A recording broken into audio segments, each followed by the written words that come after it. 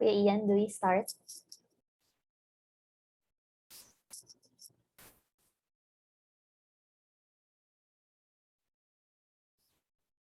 Kuya Ian, are you there?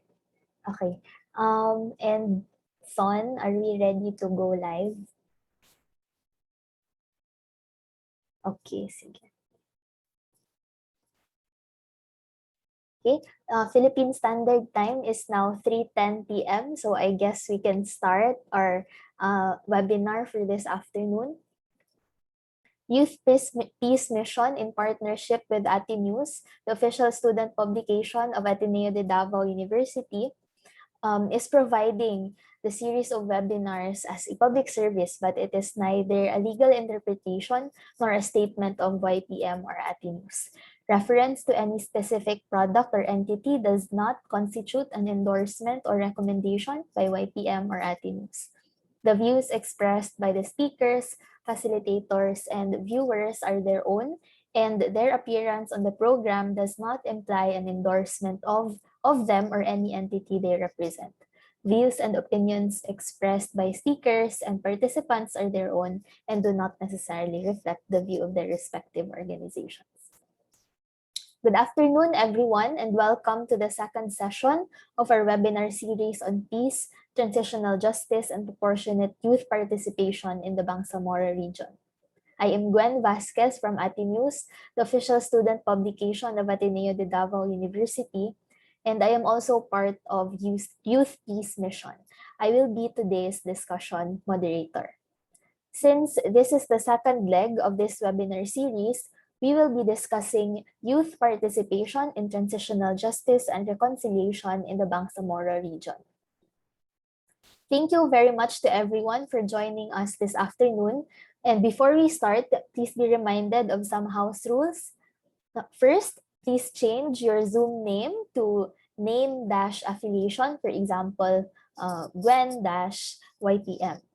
Please make sure to turn off your microphone while the program is ongoing. You will be given a chance to speak and ask your question later during our open forum. Third, please use the chat box function or comment in our Facebook live stream via the News Facebook page for questions and comments related to the session at any time. They will be read during the open forum. Fourth, this is just a reminder pertaining to the registration. If your organization is not registered yet for this webinar, please take the time to register. I believe Kuya Ian will be sending the registration link in the chat box shortly. Lastly, we have asked several questions in the registration form to gather data in connection with the goals of our webinar series. There's an item in the form that asks your consent to allow us to include data you have entered for a future scoping research and directory, which we will be disseminating to all our networks once finished. And now to formally start our program, may we call on Mr. Ian Salvania from Youth Peace Mission to give us a brief statement of the goals of this webinar series. Kuya Ian. Thank you so much, Gwen. Good afternoon to everyone, and also good day to those who are or will be listening from different parts of the world, since we will be sending this this discussion to our partners as well. So this is the second webinar in the series, which is focused on peace, transitional justice, and reconciliation. Peace, transitional justice, and proportionate youth participation in the Bangsamoro region. And this second webinar will be focused on youth participation in transitional justice and reconciliation issues specifically. And this is in line with the objectives of not just the forum, but also of our organization, which is mostly focused on capacity building and on peace education, right? And specifically the objectives for this this webinar session are also in line with the whole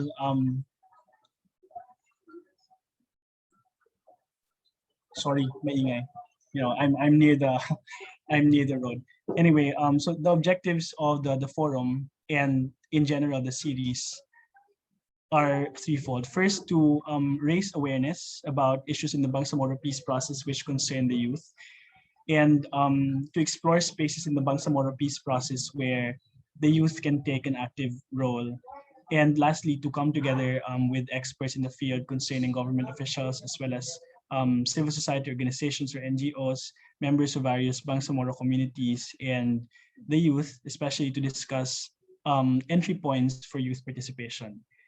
And all of these are anchored with our attempt to localize UNSCR 250, which is focused on youth, peace, and security, and expound on these entry points um, where we can take up space and be proportionate active participants in the discussion of peace and conflict, since it is our future that is at stake, and it is the future generations that will be um, uh, dialogic democracies doings right now. So thank you everyone for joining this forum, and thank you as well to our esteemed speakers for joining us in today's discussion. Gwen? Thank you, Kuya Ian. No? Thank you for highlighting especially the specific objectives of this afternoon's forum. So we know in Youth Peace Mission that the youth really plays an active role, may it be in different issues, especially pertaining to peace. And we know that when we want to get them genuinely involved, it entails also making them aware about or getting them involved in the conversation as well about what peace, security, transitional justice is. So for this afternoon's forum, our speakers will basically be discussing youth participation in transitional justice and reconciliation in the Bangsamoro region. We are grateful that we are joined by four esteemed speakers in the field of peace and security, especially in Mindanao. So without further ado, let me introduce to you our speakers. First, we have Professor Yasmira Muner, who is one of the peace champions in the Bangsamoro Autonomous Region in Muslim Mindanao, or BARM. She currently leads the Institute for Peace and Development in Mindanao State University, Iligan Institute of Technology. She complements her academic work with civic engagements through the Young Moro Professionals Network and by initiating accountability initiatives like the Grassroots Initiative to uphold accountability in development. In a UNDP Philippines interview for the International Women's Day last March, Professor Moner emphasized that everyone, including women, should have democratic participation in the new Bangsamoro government, being the first model of an inclusive and participatory Muslim-led leadership in the country. Next, let's welcome Ms. Vanessa Bianca Espallarco, who is serving as the Director for Social Healing and Peace Building Department. She is also currently providing support to the National Task Force Against COVID-19 as part of the National Incident Command and Vaccine Cluster. Ms. Pallarco is in the process of completing her master's degree in international studies from the University of the Philippines, Diliman, and had completed her Bachelor of Arts in Organizational Communication from the University of the Philippines, Manila. Since she had started in OPAP in 2012, she had undertaken various training courses on conflict-sensitive and peace-promoting approaches, peace building, conflict management, transitional justice, women, peace, and security. She also served as one of the coordinators of OPAP's program on Marawi rehabilitation and recovery. Please welcome Ms. Vanessa Bianca Espallarco. Third, we are also joined by, and I think he will enter shortly, Mr. Termizi Ismail Abdullah, who is the current Interfaith Cooperation Forum National Coordinator in the Philippines. He is also an assistant professor of history in the Department of History in the College of Social Sciences and Humanities at Mindanao State University in Marawi City, Philippines. He earned both his bachelor's and master's degree in history in Mindanao Studies at the same university. He is currently writing his dissertation for a doctoral degree as a Philippine Studies major in Mindanao society and culture. His background as part of an ethnic minority or a Muslim Moro in the southern Philippines and the historical narrative and context of his area, combined with his religious and academic background and his involvement in ICF, inspired and encouraged him to work for interreligious dialogue as a tool for justice, peace, and transformation. Ladies and gentlemen, Mr. Termizi Ismail Abdullah. And last but not the least, let's welcome Ms. Crisal Aquino, the Peace Program Officer at the Office of the Presidential Advisor of the Peace Process. She previously led the Youth Peace Table Project of OPAP from 2017 to 2019 in partnership with civil society organizations and academe as a platform for meaningful participation of the youth in the peace process. In 2019, as a direct contribution to the BARM, as a direct contribution to the BARM as a newly established political entity, she led the development of the BARM Youth, Peace, and Security Agenda in partnership with the Generation Youth Peace Network. At present, she leads the implementation of the Truth and History component of the Transitional Justice and Reconciliation Roadmap of the Government of the Philippines and the Moro Islamic Liberation Front as part of the annex of the normalization of the Comprehensive Agreement of the Bangsamoro or CAB. Our speakers are given 15 to 20 minutes each to discuss or react to a discussion rather. And then after all the speakers have been given their time, we will give time for our participants to ask questions to our speakers. So at this point, we will give the virtual floor to Professor Yasmira Muner. Thank you, Gwen. Assalamualaikum warahmatullahi wabarakatuh and maayong hapon. Magandang hapon sa ating lahat, no? On behalf of MSU IAT, headed by our dynamic chancellor, Dr. Sokarno D. Tanggol, I'd like to extend our heartfelt gratitude for including our institution to share our humble contribution in terms of in making the peace process more inclusive by including youth participation in the process of building a truly peaceful and lasting and deliberative society in the Bangsamoro and the country in general. So allow me to screen share. Gwen, just give me a heads up if like it's already 5 minutes before the time allotted. Yes, po. So as not to for me to have an overtime. So maraming salamat, no. So this particular topic on youth and itself, no, is indeed such a very timely discourse considering the crucial role of the youth, no. Because in the literature, youth are oftentimes seen as one of the vulnerable actors, but but oftentimes we tend to overlook, no, the resilience factor of the youth, and that's where I'm trying to see through what are the what the literature would say, and so far, no, I'll also try to mention some of the empirical evidence supporting the claim that youth are also peace builders and leaders, no, of peace building. So for the outline of this presentation, basically I'll be looking into um, who are the youth and how are they currently engaged in peace work, or particularly in the political mobilization, particularly in the BARM. Secondly, what roles do the youth play in the Bangsamoro peace process?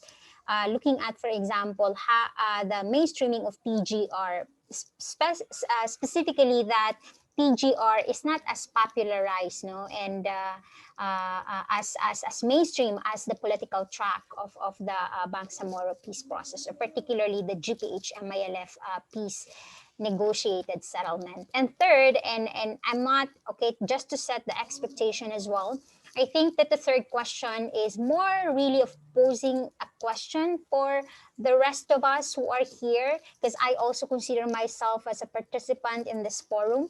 I do not claim to have a monopoly of I'm not an an expert in youth studies, but my participation here is as a member of the academy looking into the holistic approaches to peace building and including all sectors, particularly the youth and the women and the IPs, and those are of course and the intersectionality in the rest of our sectors, no, are very important in the process of mainstreaming a just and lasting peace in Mindanao.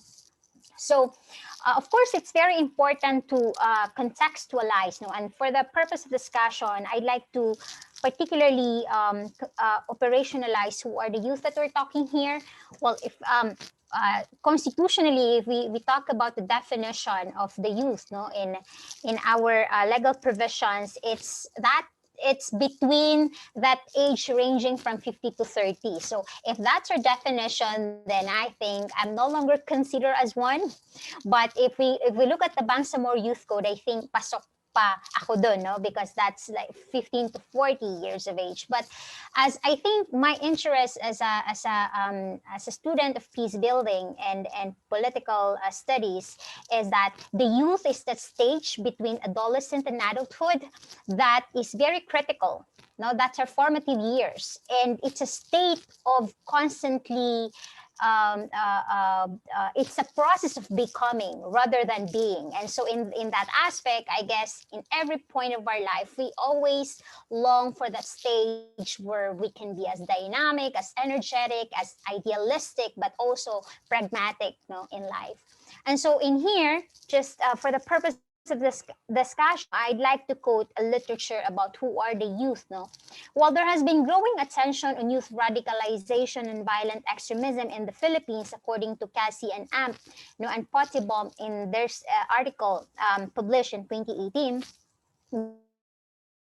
there is considerably less research, when we talk about youth participation in peace building process. This despite the significant role played by youth in the social, political, and peace processes in Mindanao over the last 2 decades. No, particularly when we talk about the Bangsamoro. In the literature, those who are Moro fronts, no, we talk about the MNLF chair, Nur Miswari started, no, the Moro National Liberation Front during his period of the youth, no, generally in that age, no, and the rest of the Moro aiming to change, no, a transformative change for society started at the very young age, no. In for example, in the work of Sir Francis Alarno, who's very much involved, no, in the public diplomacy and particularly in the peace process as a consultant and also as a member of the academy before. He said that the youth involvement, no, of the youth involvement in the GPH MILF peace process could be traced in the more contemporary history starting 1997, when there's the resumption of the low-level diplomacy talk between the government of the Philippines and the MILF. And so, of course, that also includes the MNLF. No? And this, of course, culminates to what we're very much talking about, no? Not just the legal framework as well, but the process of truly making Republic Act 11054 an inclusive as well as a deliberative form of law that will address, you know, the historical injustices committed to the Bangsamoro people. And this includes not just the Muslims, but particularly the non-Moro IPs, and of course, our Christian migrants and descendants who are all part of the multicultural stakeholders of the Bangsamoro region. Moving on, so why the youth? So we oftentimes ask ourselves when we talk about why do we need to give when we talk about why we're talking about the youth, and because the peace process precisely is not just about the youth, right? But so in here there have been researches, no, who's which can give us a particular sort of proposition, no, that violence and armed conflict have affected youth in Mindanao, has shown the importance of young people as social agents. So in here, current researchers and peace building would consider that youth as well have constantly negotiated and renegotiated their space in the peace process. And because they are the ones who's very much affected directly or indirectly whenever there are armed conflicts, and not just human induced conflicts, of course, but including natural disasters. And so we must include them and mainstream them in the discussion especially when we talk about post-conflict peace building and their aspiration in the process. In the literature as well, in terms of youth participation in peace building, there's a study from Ragandang and Viloria that says that youth-led art projects, as well as the one that is studied, no, by Leslie Pruitt, no, from Australia, an academic from Australia, no, one of the academic, no, who's been championing youth studies, says that youth-led projects that aims to build and maintain peace are really effective, and that youth can be role models and leaders for strengthening empathy, which is very, very much important in the process of peace building, something which cannot be quantified, communication skills, which is something that we need really in the process of maintaining peace, because way before the COVID-19 pandemic happened, really there's what we call communication deficit, that we lack such communicative skill in order for us to talk about our misunderstandings and sort of the things that we don't know about each other. And oftentimes the most common source of conflict is misinformed knowledge, or even the lack thereof, no? So it's really very important. And of course, building self-esteem, no? So these are studies about the youth, which highlight that indeed youth played key roles in negotiation and mediation processes and nonviolent resistance movements, including the one, no, in other countries, particularly in Kosovo and South Africa. So here I just mentioned some important points, no, in the literature, so as to kind of leveled off, no, and so I would be very much interested to hear questions from our fellow participants, no. So when we talk about the Bangsamoro peace process, what's in store for the youth? Now, institutionally, no, at the level of the formal channel, we can talk about the representation. There's a reserved seat, supposedly, for the youth, no, when we talk about the BTA. And of course, in the regular Bangsamoro Parliament, a reserved seat is supposedly also a one seat is allotted for the youth. No, so it's really, if we look at the intent of the law, it's really inclusive, that would ensure that all stakeholders, no, are on board, and that no one should be left behind. No, special mention for settler communities, the women, and the intersectionality of class, health, public health, and sustainable development, and that our traditional leaders and other sectors should be on board in the continuity of the negotiated agreement, and of course in living all those agreed provisions in the law, in the Bangsamoro Organic Law. And so when we talk about the youth participation, there's oftentimes we paint a very optimistic picture, but because indeed there's that dynamism of the youth, but there's really a challenge in terms of translating policy into action. Now, however, I'd like to remain optimistic that with the new system of government, there's more room for the youth to exercise their agency, to change the course of our politics from a very from what they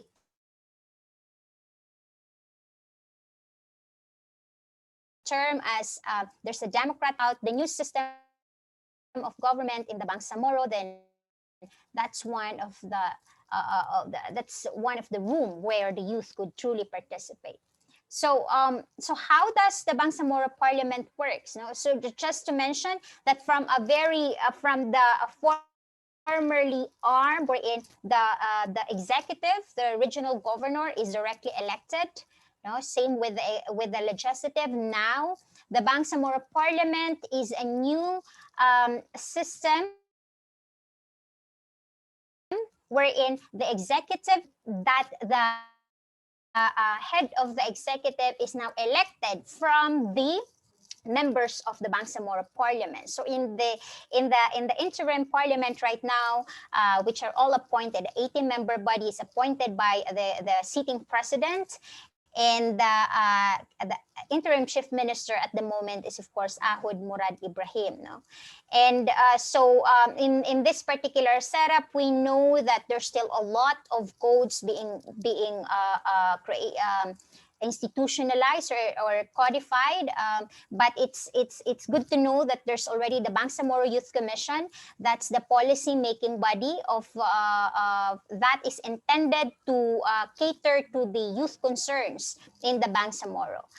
Of course, it's also important to point out that the youth that we're talking here is not homogeneous. We're not just talking about the Moro youth. We're talking about a plurality of youth voices, young boys and girls from different ethnic groups across social groups who are having different interests, having different advocacies. So there are also among the youth a kind of inherent differences, which is a microcosm of the Philippine society, but it's also where there are points of collaboration. And so, as you can see now, I think it's a breath of fresh air. It's such a breather that we're seeing how the youth, meaning the plurality of the voices of the youth in the Bangsamoro, are proactive and also engaging in a way that their informal processes, particularly in terms of providing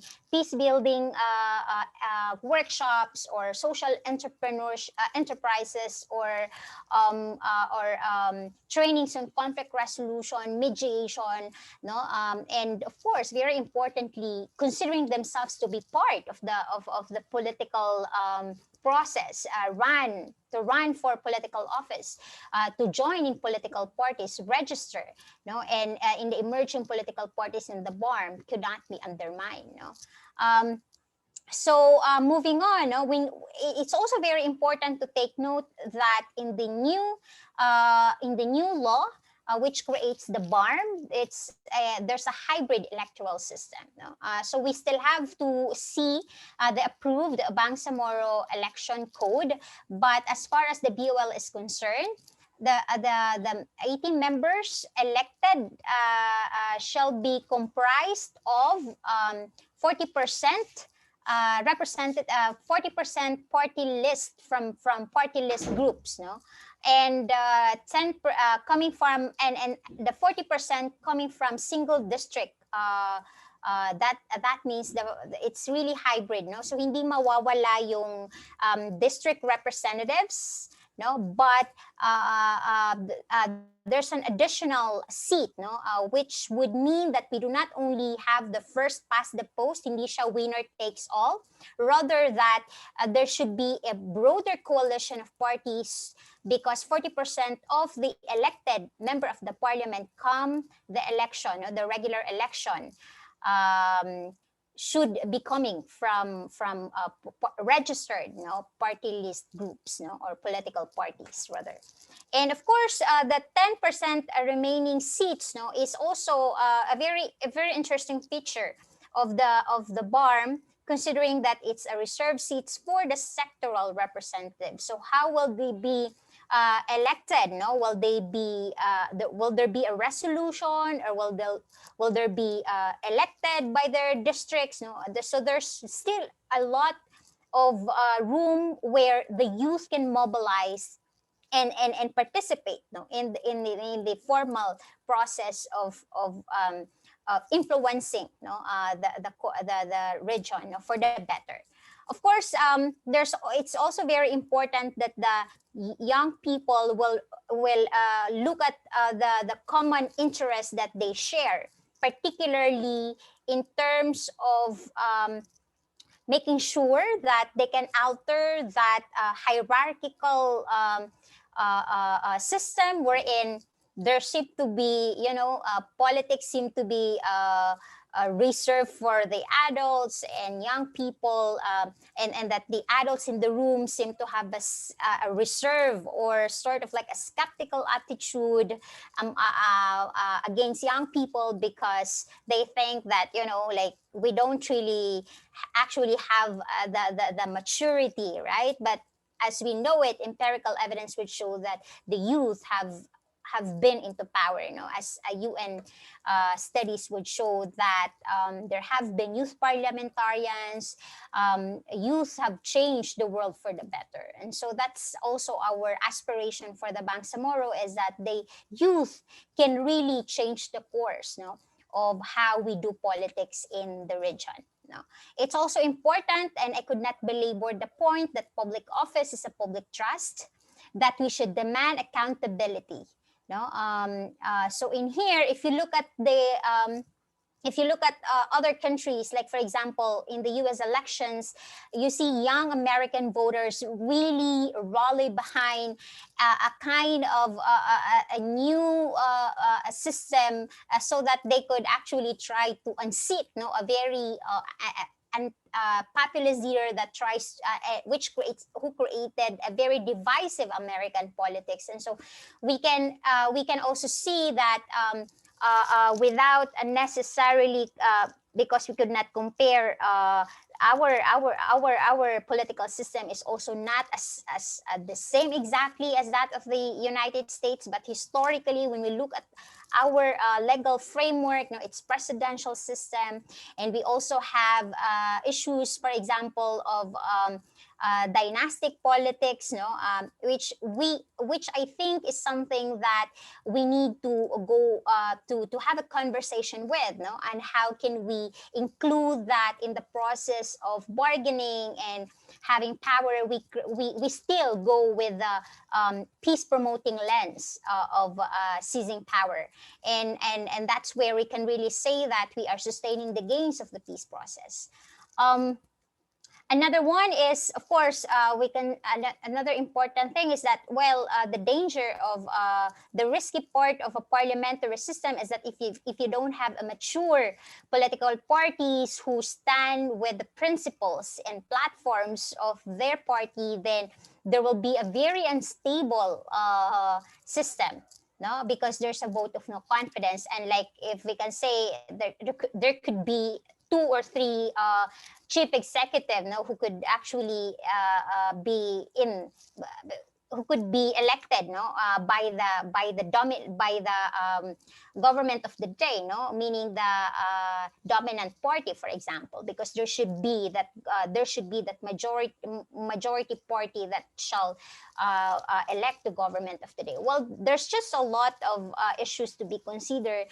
For one, we have to, as young people, we have to consider that what are the very pressing issues that we want our candidates and emerging political parties to represent and to really put into a policy and eventually a law that would really make a difference, especially in these crucial times of the transition.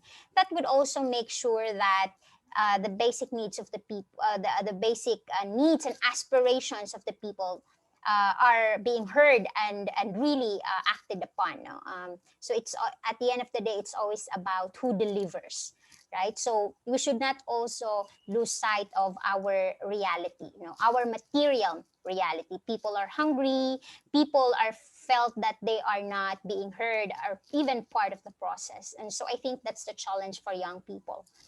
We have the platform, no, people listen to us, we have allies, and of course, not to mention that there are really young people who are parts of power political families, prominent clans, for example, who can really try to influence the decision making process. Of course, this is easier said than done, because you might as well argue that they could be part of the challenges, but it's really perspective matters, and it's how you try to combine formal and informal processes. And so we're talking here of advocacy as the informal process, meaning that you try to form a broad coalition of fellow young youth-led organizations and CSOs, which share the common interest of advancing the agenda of the youth. Or you also go into the champions of your politicians or elected officials who are championing youth agenda, education, peace and security, and submit policy brief, position papers, write to them. It's very important to keep that communication with them, because they are, after all, the ones holding power. And so it's also important to keep in mind that we must, in this very ever complex and emerging realities of an increasingly uncertain world, we have to choose our battles.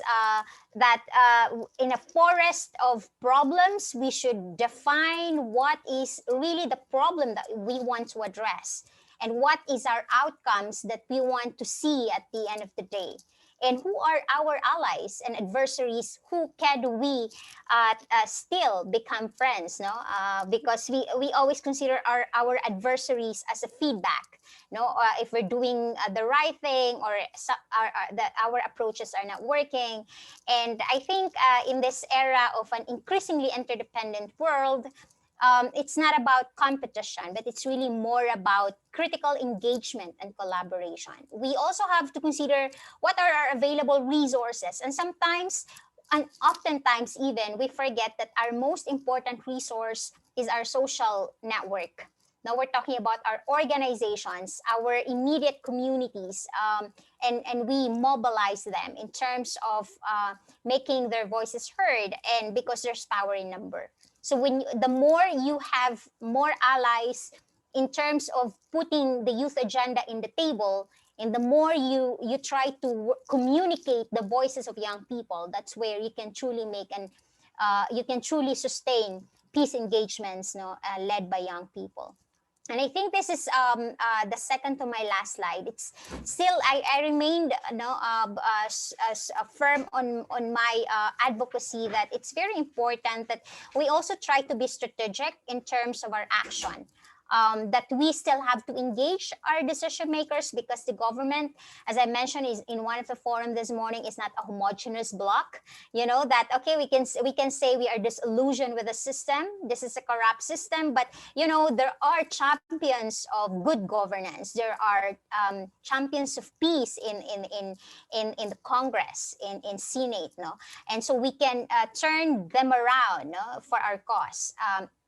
Persuasive communication also is very, very important, which is one form of nonviolent form of championing the cause of the youth, because the youth are also very much idealistic and value oriented. And so there's really that kind of communicative force that we can convince, our audience, on doing supporting our agenda, on behalf of young people. And so very important is to also keep the momentum and support, coming from different coalitions, and so on a concluding note, I'd like to leave this very important sort of a reminder, that youth no? The Bangsamoro youth, which comprises, of course, the young Moro, non-Moro IPs, and of course the Christian and generally Filipino youth are lobbyists. We can communicate with our policymakers and even with the executive. We are also parliamentarians, no? Not necessarily strict parliamentarians, but we can also go as far as run for public office. We are conflict managers and game changer in politics. And very importantly, do not forget that youth are actually peace builders in this ever-changing time. Maraming salamat po, and I would be very much excited to hear questions and sharing after this. Thank you so much. Thank you, Prof. Maner. At this point, thank you especially for emphasizing, Prof, no, that the youth are actually peace builders themselves and they are actually game changers in their own right.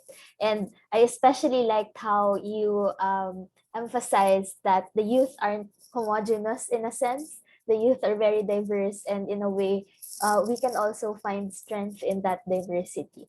I felt like listening to Prof. Moner, I felt like I was back in my pol sci classes and learning about the structure of parliament. So it made me feel a bit nostalgic with regard to my pol sci days. So thank you, Prof. Moner. At this point, let's hear from another one of our speakers, Miss Vanessa Palerco. Who may begin by also sharing her points or reacting to the sharing or the discussion started by Prof. Maner. Hello, good afternoon, everyone. Assalamualaikum. Of course, I fully agree and subscribe to the explanation and discussion of Prof. Maner, who is also my good friend, and magkasama na kami niyan talaga noon pa sa area, no, sa field ng mga fieldwork namin in Mindanao. And yung ibang mga points niya, actually, I will also elaborate kasi sa larangan din ng mga peace building work and creating spaces for youth, no? Yun din yung mga ginagawa natin na currently na mga pipeline efforts, and yun din yung gusto rin namin kayong i-engage. Kaya I'd like to thank, no, yung inyong group and yung iba pang mga organizations who are here kasi I think marami tayong mga platforms for collaboration, no, as we present yung OPAP na mga program, and later on, no, yung ipe-present ni Crisel na kasama namin sa OPAP, yung nitty-gritty pa, no, in terms of applying this, no, doon sa larangan ng ating transitional justice na programa. I'd also like to recognize, no, kasama ko dito yung mga teammates ko from the Social Healing and Peace Building Department. We have si Carla, si Roxy, and Glyzy na pwede nyo ring i-engage, no?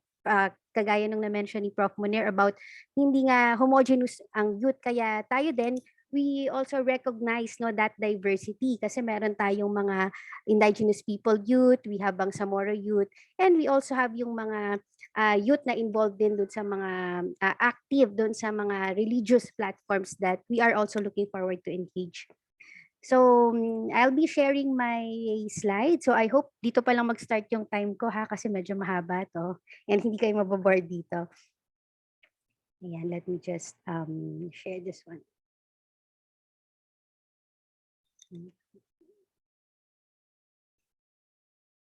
Ayan, is everybody able to view my slide? And okay lang ba yung aking audio? Yes. Ayan. So my presentation for today will be focusing on three aspects. No, I want to introduce to you guys, no, sino ba yung OPAP and ano ba yung ginagawa natin sa OPAP? Kasi yung iba pag narinig yung OPAP, ang sabi nila, ano, OTAP? Hindi po siya OTAP, na hindi siya pagkain. Yung OPAP ay yung Office of the Presidential Advisor on Peace Process, and meron tayong iba't ibang mga programa kasi meron din tayong mga iba't ibang conflict lines that we are also working on. And pag pinag-usapan natin yung kabataan, ang kabataan kasi ay napaka-instrumental ng role niya, no? Hindi lang sa aspeto, of course, ng Mindanao Peace Process, but of course, in the other peace tables that we are also working on. And then yung isa nating entry point na pwede tayong mag-collaborate definitely, no, yung ating social healing and peace building program kung saan naka-lodge yung ating efforts tungo sa pagbuo ng ating National Action Plan on Youth Peace and Security to concretize our commitment to UNSCR 2250. Yan. So, the OPAP was created through an Executive Order number 3, no? So, unlike other departments, technically, hindi siya permanent office kasi we don't want the peace office to be there forever dahil we are working for peace. So, time should come na kailangan na niyang mag-cease to exist kapag na-fulfill na natin at na-sustain na natin yung kapayapaan sa ating bansa. So dito, no, we define peace as a just, comprehensive, and enduring peace requires not merely the end of internal armed conflicts, but just as importantly, the resolution of the root causes of the armed conflict, social unrest. And we also aim to transform, no, yung Philippine society and yung ating environment, no, para mag-thrive at masustain natin yung iba't ibang mga peace dividends na ating pagtutulong-tulungan. So, meron tayong tinatawag na 6 paths to peace. So, ito yung holistic na pagtingin, no? Ano ba yung mga kailangan nating gawin para ma-achieve yung kapayapaan, no, sa isang lugar, no? So, we look at the different aspects gaya ng social, economic, and political reforms. Meron din tayong constituency building, no? Kung saan gusto rin nating dito i-empower yung mga sinasabi nating vulnerable sector kasi we don't want the vulnerable sector to remain vulnerable. Rather, we want to transform them, no, and empower them, no, para sila rin yung ating mga champions for peace. So doon din, no, we look at the peaceful negotiated settlement ng iba't ibang rebel groups. Meron din tayong ibang mga programa on reconciliation, reintegration para ma-mainstream yung ating mga grupo at mag-transform ng kanilang mga buhay. We also transform din, no, yung ating we address continued concerns arising from continuing armed hostilities. And yun nga, to sustain these efforts, we must build environment, no, kung saan conducive yung ating kapayapaan para mag-thrive. So si OPAP, ang mandate talaga niya is to provide technical and administrative support to all components of the comprehensive peace process. So of course, bawat ahensya ng government may kanya-kanyang mandato and we closely collaborate, no, dito sa iba't iba nating government agencies. Halimbawa, in terms of delivering the basic services, no, kapartner natin ang DSWD, sa governance, we have DILG, mga infra and development, we partner with other agencies like DPWH, no. So yung vision natin is to be able to work towards a just and lasting peace for the nation and for all Filipinos. Yan. So yung ating head, no, si Papru, yung ating Presidential Advisor on Peace, Reconciliation, and Unity, ang mandate naman niya is to coordinate and integrate all the existing peace efforts. So just to show you, no, ano ba yung tinitignan natin na modelo ng transformation, no? So halimbawa, meron tayong mga former rebels who are residing in conflict-affected, no? And we also look at the conflict-vulnerable areas. So of course, we recognize the unique context of each of the conflict line. Kaya iba-iba rin yung ginagawa natin at ini-implement na programa, no? Depende doon sa kausap natin or sa konteksto ng conflict na pinag-uusapan. Pero yung mga elements, no, na makikita nyo na mga recurring themes na tinatawag is yung ating pagtugon doon sa normalization and transformation programs that I will be elaborating later on. No? Ano ba yung package ng normalization at transformation program? So ang intent natin, of course, is yung magkaroon ng change or transformation, no, yung ating mga rebels ay magkaroon ng peaceful at maging mga productive individuals, no? And syempre, para hindi na rin sila manumbalik doon sa kinasanayan nila, ay magkaroon ng peaceful, productive, and resilient communities, no, kung saan masustain talaga, no, yung mga dineliver natin na iba't ibang programa, no, para sa mga areas natin. So we are of course working on a timeline, no, lalo na talagang buhay kasi rin yung pinag-uusapan natin when we go to conflict affected and vulnerable areas. We do not just implement programs, rather we are actually doing a lot of interventions that will change, no, yung buhay ng ating mga kapwa Pilipino, no. So currently, we have different signed agreements that we are implementing. And at the same time, we have aligned this program din dun sa existing government policies. No? Halimbawa, meron tayo yung Ambition 2040, we also have the Philippine Development Plan. So yun, ina-align din natin no, yung goals natin kasi para masigurado rin natin na yung mga programa natin maging siyang sustainable. No? So ito yung ating 6-point peace and development agenda. No? So kung mapapansin nyo, 4 dito, it translates no, dun sa may mga kaakibat na mga political negotiations. And yung number 5 and number 6, ito naman yung mga supporting programs no, para dito sa iba't iba, sa 4 na program. So yung number 1 and number 2, ito yung nangyayari sa Southern Philippines na konteksto. No? We have the implementation, no, yung ating Comprehensive Agreement on the Bangsamoro. So yun ay nagsimula doon sa GPH-MILF peace process no, na nagkaroon ng pirmahan at currently merong ini-implement na normalization na programa na merong iba't ibang components gaya ng socio-economic, political, and also merong security na aspeto. So at the same time, noong 1996, nagkaroon din ng pirmahan ng agreement between the government of the Philippines and the Moro National Liberation Front. And we are also currently engaging pa rin yung iba't ibang yung groups na dalawa dito and meron din mga programs na binuo para sa kanila.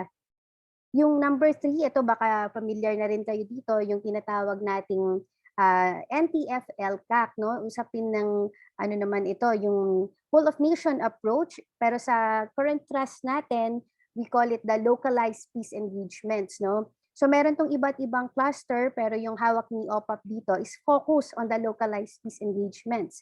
Ngayon, in terms naman ng context ng youth, meron ditong isang cluster na tinatawag yung SOCBEM cluster, no? Yung Social Unification and Mobilization, kung saan sectoral naman yung focus niya. So meron doon yung ating women, youth, meron doon yung mga fisher folk and other sectors.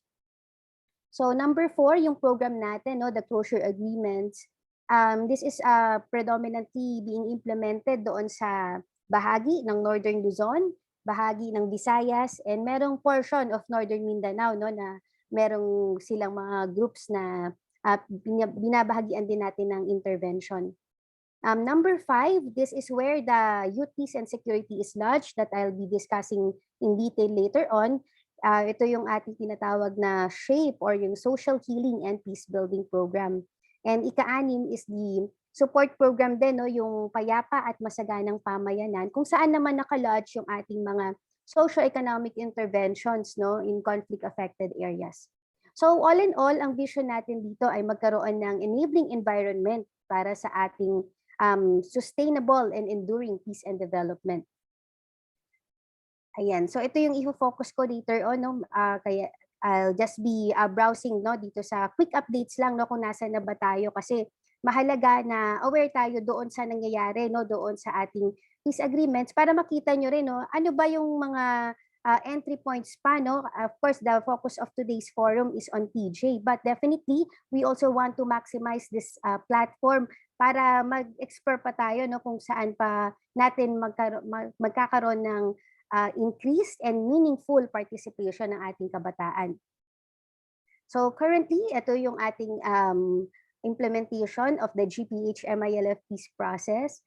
Of course, we recognize that there are some adjustments that must be done, no? Kasi meron dito mga program na hindi talaga nag-materialize on time because of the current health situation, but we are still fast-tracking, no? It's just that we also have to take into consideration din no yung mga effect na to or yung impact ng COVID-19 no. Halimbawa, syempre pag mga cap developments, unlike in areas na kung saan mas meron tayong access dun sa tinatawag na new normal, in conflict affected areas yun yung isang challenge. We cannot migrate our modalities into new normal no, kaya yung mga training doon, and we don't want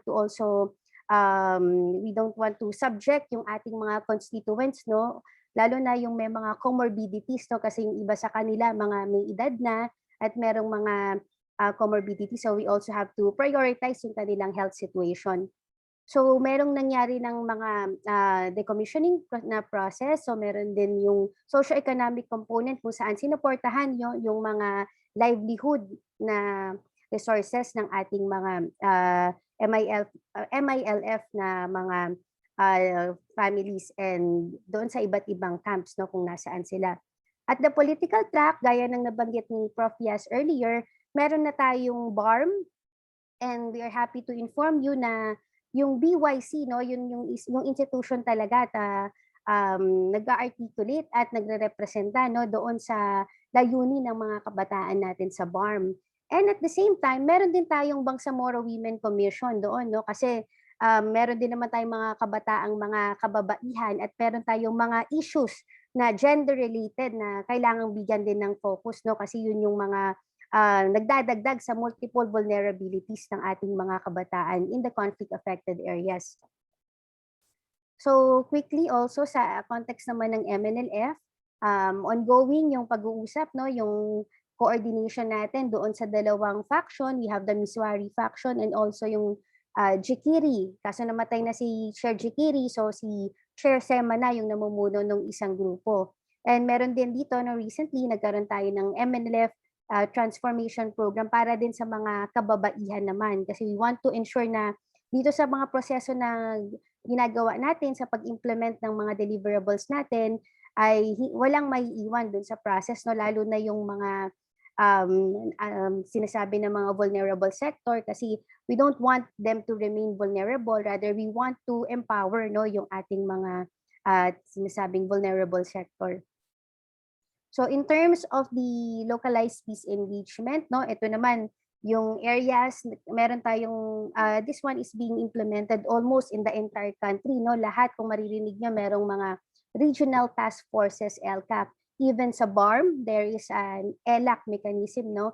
Ang kaibahan lang, no, sa BARM, dinrap yung word na communist, no, context, no, kaya instead of LCAP, what is being done in the BARM is the ELAC. So yun dapat nagko-converge din yung efforts natin kasi meron din mga areas na ang reality ay nagiging vulnerable ang mga kabataan in terms of recruitment, not only doon sa konteksto ng violent extremism na associated doon sa mga Islamic Daesh-inspired na group, rather meron ding mga vulnerable kabataan doon sa areas na aside from that, may mga communists na nagre-recruit din, no, sa kanila. Kaya dapat double time din yung ating ensuring na protected yung ating mga kabataan in those areas.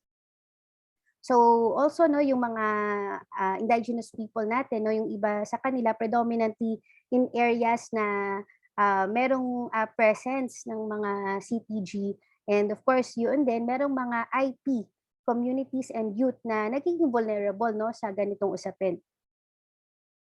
So dito naman sa RPA and CBLA peace process, similarly, no, we are operating on the context of normalization na meron siyang iba't ibang aspeto. So merong provision ng socio-economic livelihood packages, and then yung ensuring na yung ma-address yung proliferation of firearms is also there, and yung element ng capacity development, no, kasi at the end of the day, we have to ensure na ready rin yung ating mga communities, no, to be independent and be able to sustain their respective livelihood programs. So ito rin ay sa CBA-CPLA peace process, nagkaroon na rin ng disposition of the firearms and yung continuous na provision ng mga livelihood support, no, and program para doon sa mga members ng mga grupong associated dito. So ika-anim, ito yung mga big ticket programs are usually lodged, no, dito sa ating payapa at masaganang pamayanan. And this is being implemented in the conflict affected and vulnerable areas, no. Lalo na yung mga walang access, no, kasi isa sa mga sinasabing dahilan kung bakit nagkakaroon ng kaguluhan at added vulnerability is yung limited access to basic services gaya ng daanan, and of course yung mga paaralan, no, na nagli-lead din, no, kapag kulang ang edukasyon, mas nagkakaroon ng tendency, no, na maaaring maging susceptible yung mga hindi nakapag-aral, no, sa recruitment ng violent extremist groups. So, ito yung na-mention ko kanina, no, yung ating social healing and peace building program.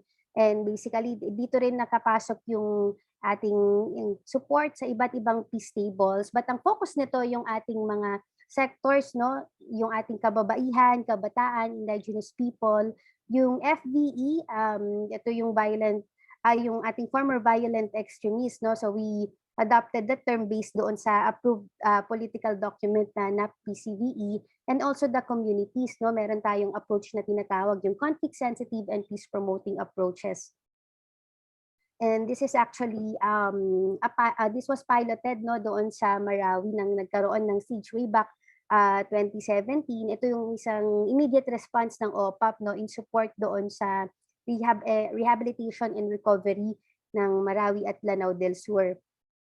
And of course, ito rin, no, tinitignan natin yung possible replication niya sa ibang areas. Of course, with the yung pag-customize din, no, according sa context ng area.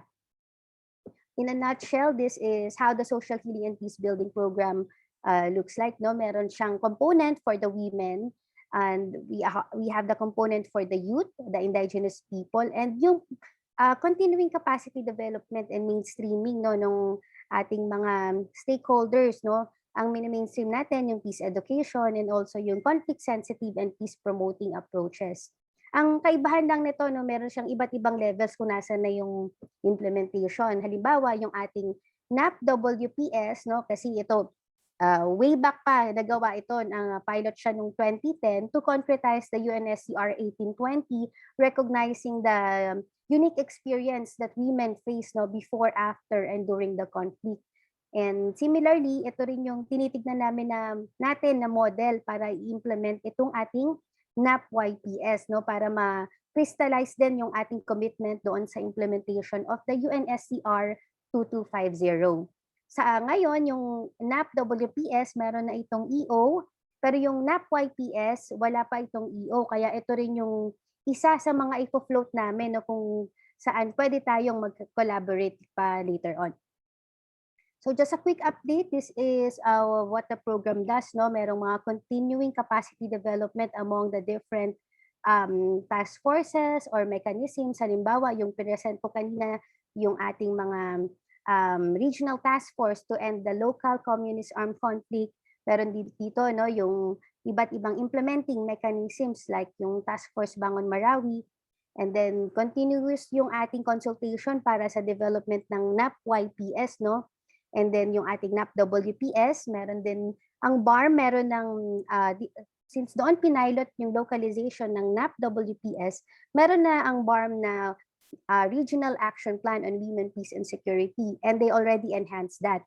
And then yung isa rin nilang sinasabayan na rin yung pag-finalize ng BARM Regional Action Plan on YPS, and I'm happy to also inform you na there are also areas or provinces na sasabayan na, no, yung pag-formulate ng kanilang Provincial Action Plan on YPS, kasi hindi naman siya necessarily na linear na hanggat wala kang NAP, hindi ka pwedeng mag-localize. Kasi in fact, pwede naman siyang sabay-sabay na natin gawin, and we can just align our efforts together. So yun din yung we are currently working on this together with the Bangsamoro Youth Commission, no, para yung mga ibang consultation processes natin sabay-sabay na siyang i-undertake. Yan. So also, no, yung iba't iba nating activities for the indigenous people, no, and meron din dito yung mga serbisyo caravan and also yung mga youth leadership summits. So just to show you how it looks like, no, ito yung naging model, no, sa NAP-WPS. Halimbawa lamang to na may mga action point na inadapt din at ni-replicate sa BARM RAP-WPS. So ito rin yung ini-envision natin na possibility para sa pagbuo ng ating NAP-YPS, and then sasabayan din siya ng iba-iba nating areas, no, like the BARM. Meron din siyang corresponding na regional action plan. And ang BARM naman hindi siya nagsisimula sa zero, kasi noong time din, no, nila Crisel noon, meron nang nabuo ng mga youth peace agenda. So kailangan lang natin din, and ongoing yung implementation ng iba't ibang intervention din para sa kabataan. So ito yung mga focus ng mga areas niya, no, kasi yung isang thrust ng OPAP is yung, of course, yung ating policy development, no, ensuring din na ma-institutionalize, no, yung ating mga programs and ma-sustain yung ating mga efforts down to the local level, no. So we partner with the different regions and the localities, no. Kasi at the end of the day, no, sila naman din yung may iwan sa ground and sila yung talagang nakatas talaga na mag-sustain ng ating mga efforts din. So the other one that we are mainstreaming is yung ating conflict sensitive and peace promoting approaches, no? So this is where we continue to enhance yung ating programs kasi dapat yung ating mga interventions should not be contributing dun sa conflict, no? Rather, they should be contributing dun sa ating peace building efforts. So ito yung isang halimbawa niya, no? Meron siyang iba't ibang steps. But normally, ito rin yung dito rin natin kinakapacitate, no, yung iba't iba nating mga peace building partners, no, or mga stakeholders natin. So just to update you, ito rin yung isa nating thrust, no, na gagawin, no, sa lahat ng ating mga AFP peace partners kasi very instrumental din yung role ng AFP lalo na ngayong COVID-19. There are really areas na medyo limited, no, yung mobility ng ating mga government partners and also yung ating mga international and civil society partners, no. So yung ibang mga task, pwede rin natin siyang outsource or i-delegate, no, sa iba nating mga government peace partners like the AFP. So ito rin yung naka-pipeline na efforts natin. So in terms naman, no, on the youth peace and security context kung saan naka-anchor yung ating ding interventions para sa role ng kabataan sa konteksto ng transitional justice, we adopted din, no, naka-anchor din siya dun sa ating PDP, no, na chapter 17, no, bahagi siya ng ating just and lasting peace in the country. And through this, no, yun din, our aim is to also ensure na yung ating mga peace agreement, no, and also yung ating peace constituencies, no, lalo na yung mga kabataan should have the ability to participate meaningfully, no, hindi lamang na nandun sila dahil para sa attendance sheet or para sa picture, rather meron talaga silang role, no, meron talagang platform or espasyo para mag-input ng mga kabataan ng kanilang mga recommendation. So ito rin, no, yung ating together with the NYC, no, kasi meron na tayong tinatawag na Philippine Youth Development Plan na isa rin sa mga blueprint at guiding framework, no, para magkaroon ng harmonized interventions, no, yung ating mga partner agencies, institutions in terms of ensuring the institutionalization of the different programs for the youth, no. So kung makita nyo dito rin nakapasok yung component ng implementation and monitoring of these different interventions. So quickly lang, I think you guys are already familiar with this, pero ito yung mga strategies that are incorporated in the Philippine Youth Development Plan. So dito, nandun talaga sa number 5, no, yung ating peace process. But at the same time, of course, marami pang mga concerns din yung ating mga kabataan na hindi natin pwedeng pabayaan, gaya in terms of health, lalo na ngayong COVID-19, nagbago din talaga, nagkaroon ng mga mas na kailangan bigyan ng focus din yung ating mga psychosocial, mental interventions, no, brought about by the health pandemic. And of course, yung in terms of education, nagkaroon din ng challenge kasi not all areas can definitely migrate to this new normal. So merong mga adjustments, no. In fact, doon sa ibang conflict affected areas, kung sa iba ang gamit ay Zoom or mga webinar, in conflict affected areas ang gamit, ang uso doon yung mga radyo, mga ICOM, doon nagle-lecture yung mga teacher natin. And then of course yung iba pa nating aspects, the economic empowerment, social inclusion and equity, governance, active citizenship, environment, and global mobility. So ano ba yung UNSCR 2250? I think much of you are already familiar with this. So pasadahan ko lang siya, no? Basically, it recognizes, no, the peculiar role and experience, no, na napagdadaanan ng mga kabataan, no, sa konteksto ng bago mag-conflict, during a conflict context, and after, no, a particular conflict context, no. So, currently, ito rin yung thrust na gusto nating buuin, no? Yung pag-concretize ng ating commitment. Kasi we also believe this, and ito rin yung lumabas doon sa mga recommendation ng ating mga kabataan noong nagkaroon ng youth peace tables way back 2017, I think. So si Crisel will be discussing that later on, no? Meron tayong 5 pillars under the UNSCR 2250, and ito yung participation, prevention, partnership, protection, disengagement, and reintegration. So ito yung noon, no, nung hindi pa tayo, nung wala pang COVID at rampant pa yung ating mga face-to-face, no? Kaya meron din tayong mga platforms kung saan ini-engage natin yung kabataan, no? And of course, currently, we had to make some adjustments in as much as gusto natin na kagaya ng dati na maramihan yung, the more we engage, no, ng mga kabataan noon talagang mas mabuti. Kaya lang ngayon we also have to be considerate doon sa susceptibility na pagdadaanan nila, no, in the context of COVID-19.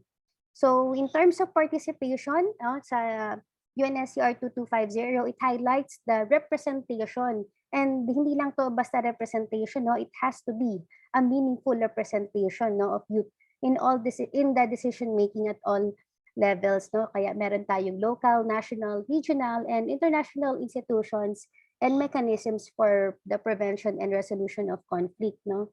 So at the local, no, meron tayong mga halimbawa nito, no, meron tayong sangguniang kabataan, and meron din tayong mga groups, no, that are really formed by our youth representatives. Meanwhile, doon naman sa konteksto ng protection, no, we provide measures to protect civilians, including those who are youth, from all forms of sexual and gender-based violence.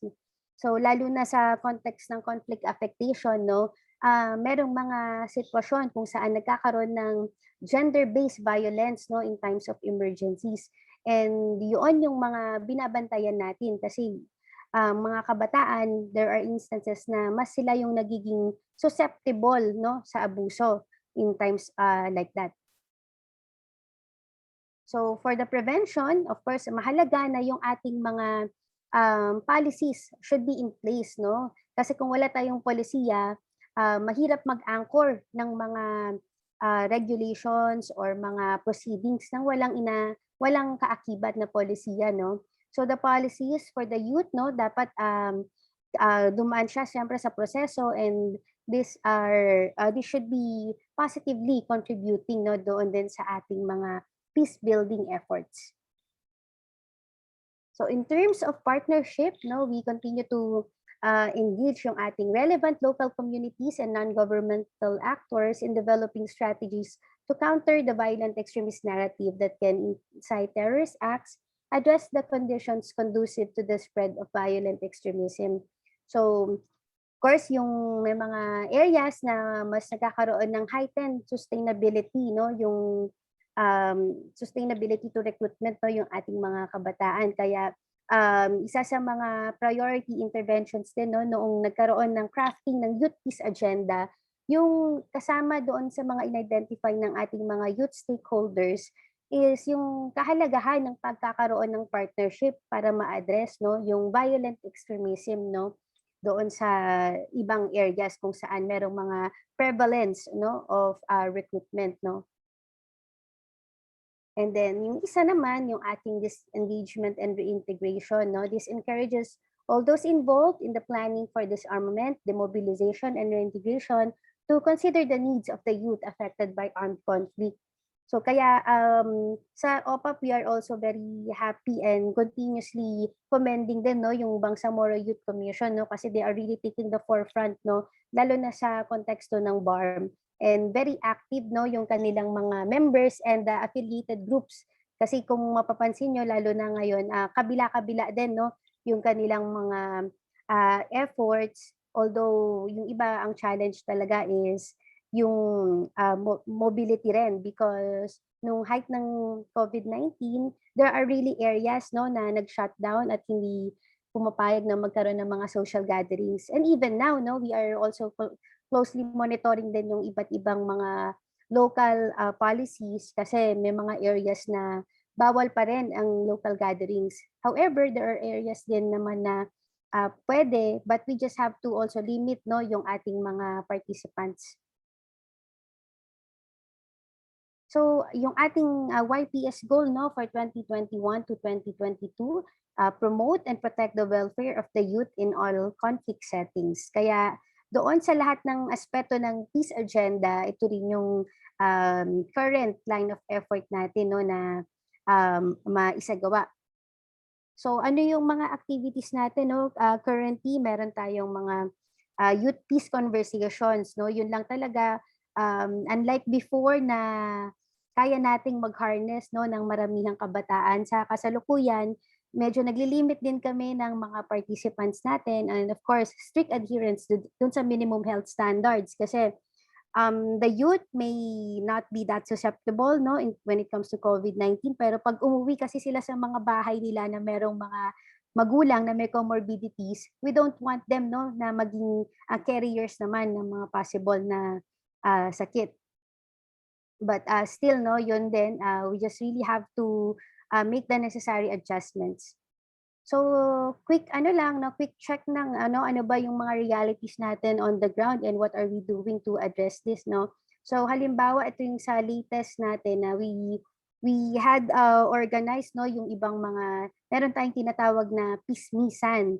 But instead of making chismis, yung pinag-uusapan dito yung narratives of peace, no? Ano ba yung mga current challenges faced by the youth kasi dapat itong mga ito ay nado-document natin dahil mas nakaka-articulate at mas naiintindihan nila, no, yung nangyayari sa kanilang areas from the eyes, no, of the youth, no. So ilan lamang ito, no, sa mga challenges nila, no. Halimbawa yung merong pressure, no, yung in terms of socio-economic opportunity, yung iba sa mga kabataan natin kinakailangan na magtumulong, no, doon sa pagkuha ng economic resource para sa kanilang pamilya.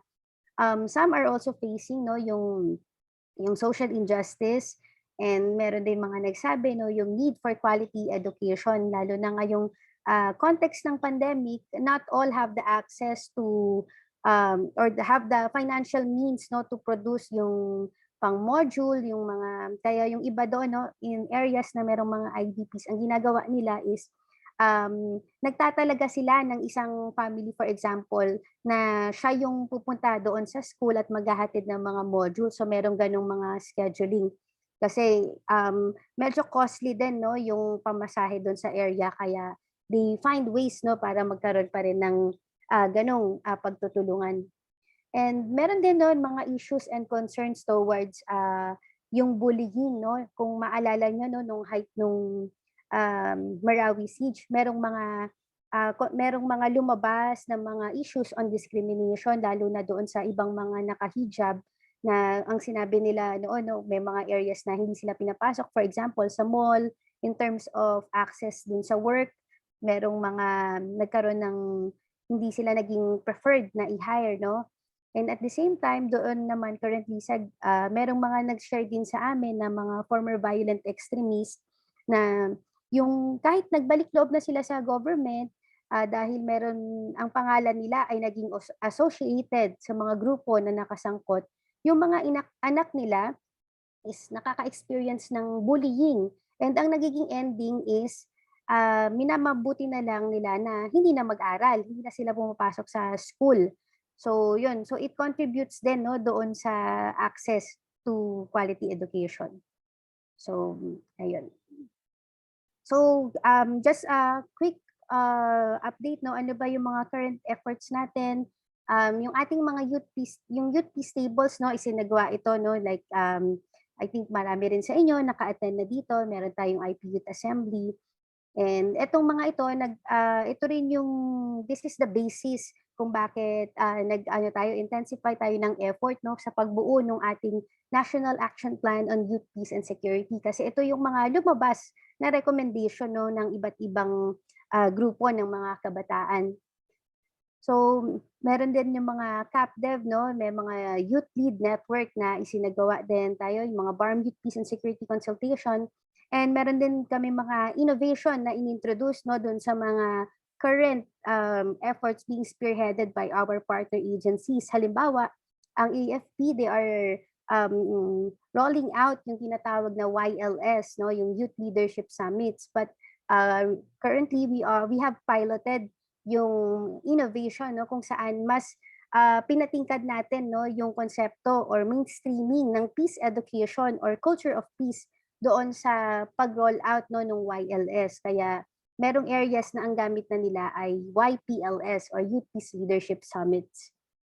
So, yung mga iba dito na mga kabataan na nakapacitate na natin, sila na rin yung nakakasama natin na mag-initiate ng mga interventions, no? Like meron dito yung mga Rice Madrasa operations, meron ding mga Brigada Eskwela and Brigada Madrasa na ginagawa yung ating mga youth leaders. Meron din yung in areas na nagkaroon ng recurring conflict noon, no? Meron ng mga efforts na yung tinatawag na lapis hindi bala in butig halimbawa. So, of course, continuing pa rin yung ating pag-engage, no, through different safe spaces, no, and dialogue platforms, no. Ngayon lang ang kaibahan, we have to adapt din, no, doon sa current realities. Kaya meron tayong face-to-face na modality, we have blended modality, merong mga virtual platforms, meron ding mga online survey platforms tayong ginagamit. And yung doon din nagkaroon ng College Education Assistance Project. Pero yung kaibahan niya sa mga traditional na scholarship programs, in order for you to avail the academic support, kailangan mag-undergo muna ng peace formation session, no, yung mga kabataan. Ayan, so ito yung mga naka-pipeline natin na schedule, no, as we formulate yung ating National Action Plan on Youth, Peace, and Security. We are inviting everyone, no, if you have time and if you wish to be engaged or help us in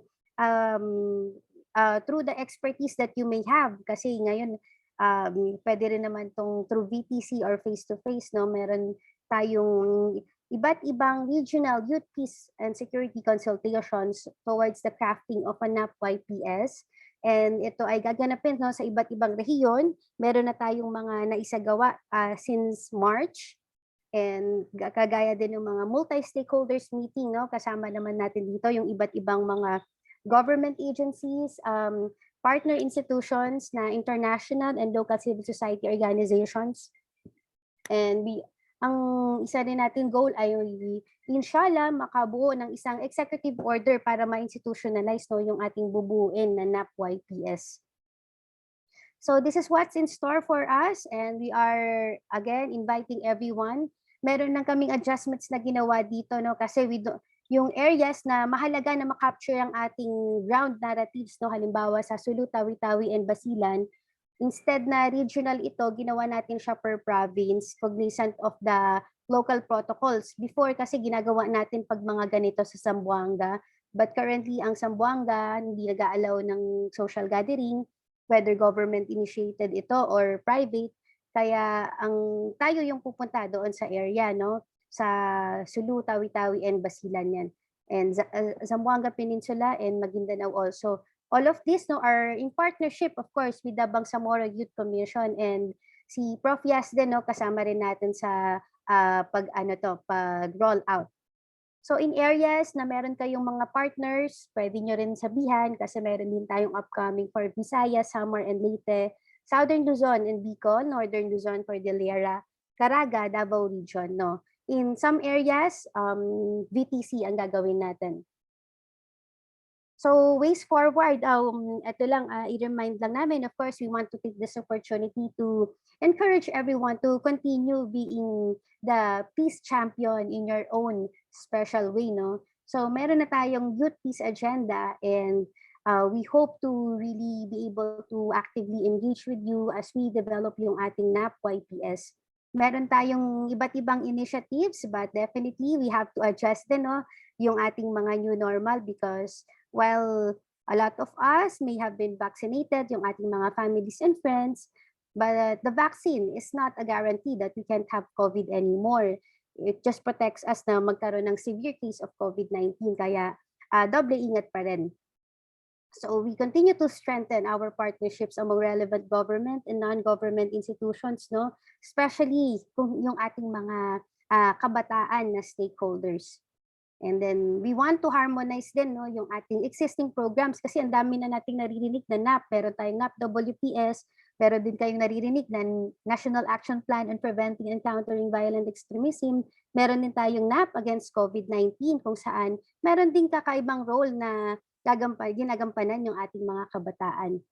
And then we hope to continuously capacitate, no, yung at ma-enhance yung competencies, no, ng ating mga iba't ibang peace partners kasi we want to also develop, no, like yung sa YPS natin na consultation, design kasi noon meron na rin siyang kasama na development and mentoring, no, merong mga kung sino yung mag-excel doon sa mga consultations natin, bubuo rin tayo ng YPS Speakers Bureau na pwedeng mag-further localize ng mga interventions doon sa kanilang mga areas. Yung innovations din natin, we aim to continue this, no, yung ating Youth Peace Leadership Summit. And then, inshallah, yung pag-finalize ng ating NAP YPS and its eventual localization and implementation. So, just underscore, no, yung ating role ng mga kabataan natin. Syempre, yung pag-sustain ng ating peace agenda, no, we hope you can continue to support yung pagbuo natin ng culture of peace kasi yung culture of peace, it doesn't happen overnight, no? It must start talaga dito pa lang habang kabataan and lalo na sa ating mga households, of course. And syempre yung pag-participate natin at pag-contribute doon sa ating peace and development agenda. Kasi at the end of the day, no, ang mahalaga, mas marami tayong kasama na proactive agents of peace, no, as advocates and as force multipliers natin. And then, yun nga, gaya rin ng na-mention ni Prof. Yas earlier and kanina, no, dun sa opening natin, no, we want to continue creating spaces like this, no, yung mga platforms for dialogue kasi we want to also hear, no, from you dahil mas kayo yung nakakaintindi ng kontekstong pinagdadaanan nyo. So, we want to ensure na naririnig din natin ang inyong mga tinig at we transform this into policy and sabi ni Prof. Yas nga, policy into action as well. So, yun then, of course, we have to balance din, no, and still ensure na wala tayong hindi tayo magkakasakit, no, kasi mahirap mag-pursue ng peace agenda, no, kung may sakit yung ating mga constituency. And syempre yung isa sa mga nakita rin namin, no, during the consultation series natin, no, mahalaga yung pagkakaroon ng isang paano natin papalaganapin ang accurate information, no. Syempre ayaw natin ng fake news kaya as much as possible yung we are responsible din, no, doon sa messages and information that we communicate. And hangga't maaari kung kaya nating i-lamanize pa ito, no, lalo na sa iba't iba nating mga areas na baka hindi ganun ka mas maintindihan nila or mas prefer nila, no, yung lamanized form of communication. And then syempre yun pa din, we continue to manage pa din, no, yung ating COVID-19 situation. So ito i-share ko sa inyo, no, ito yung larawan ng ating mga kabataan, no, ito yung grupo ng ating mga youth, no, in Marawi. Kung makita nyo, no, ito yung tinanong kasi namin sila, no, ano yung vision na nakikita nila. So itong mga youth na to, iba rin yung pinagdaanan na konteksto nila, no, kasi yung mga na-displaced din, naka-experience sila ng displacement, no. But yet, no, their hope still, no, is there, no. Nandun pa rin yung vision nila, no, na magkaroon ng peaceful environment and they hope na ito ay magkaroon pa rin ng realization, no, doon sa kanilang areas. So that ends, no, yung aking presentation and thank you very much for the opportunity to update you and invite you as well doon sa ating mga upcoming na consultations. Good afternoon.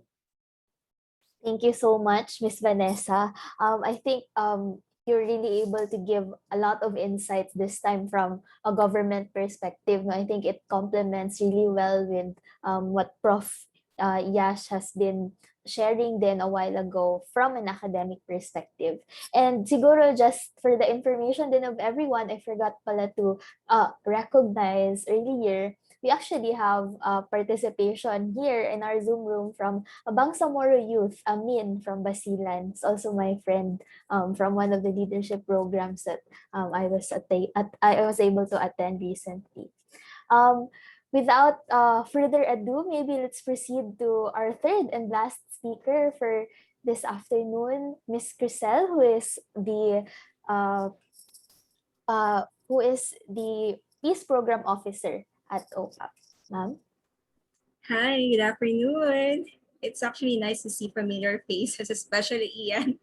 Ian is a graduate and actually a member of the Youth Peace Table. We started back way in 2017. 2017. So let me start by sharing my screen.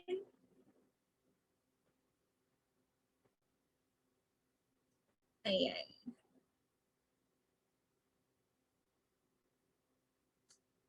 So I'm really grateful for the Youth Peace Mission and even Ate News for hosting this conversation. Actually, it's I would say a less explored field connecting YPS and TJ, and actually only few youth groups are interested knowing how is TJ relevant to the young generation. So I'm thankful also to dear Vanessa and Prof. Yes for providing us insights already in terms of the 2 to 50 and of course in the Bangsamoro context. So for my presentation, I will be zeroing in to the policies and mechanisms on TJR for the Bangsamoro indigenous peoples. What enabling policies and mechanisms do we have to pursue TJ in the region? And what were the developments and where are we now? Second, dear Vanessa already introduced us about the 2 to 50 and Prof. Rufa already briefed us about the dealing with the past framework during the first leg. So by this time around, we will try to zero in and connect or provide nexus have how the 2 to 50 pillars is connected with the TJDWP framework. And third, most importantly, is really providing concrete recommendations and examples of how TJ was actually narrated and defined by the young people themselves in the barn and even in the surrounding communities in barn. So I'd like to start first by sharing one of the remarks of Pablo de Grief way back in 2019, that the victims of HRVs have to cope with lifelong challenges. And to overcome those challenges, we have to deal with the root causes of conflict. And by root causes and injustices, we mean these are incidents of violent conflict and systematic discrimination and exclusion, where it became not just an individual memory, but actually collective memory of the Bangsamoro and IP people, even yung ating migrant settlers nga, sabi nga ni Prof. Yas. So, by these remarks, he added actually that TJ is not meant to take people to heaven. It is meant to take them out of hell. And I would support this by one of the statements of BWAB member in Cap Darapanan. BWAB means Bangsamoro Islamic Women Auxiliary Brigade, one of our decommissioned female combatants. For her, she said that TJ actually, for her, healing and reconciliation cannot be achieved fully, and the pains caused by the injustices in the past may not be fully healed, but only be lessened and minimized. So it goes to say that malalim, no? Kasabi nga na iba, malalim yung hugot. Because these are deep-rooted, deep-seated historical injustices committed in the past.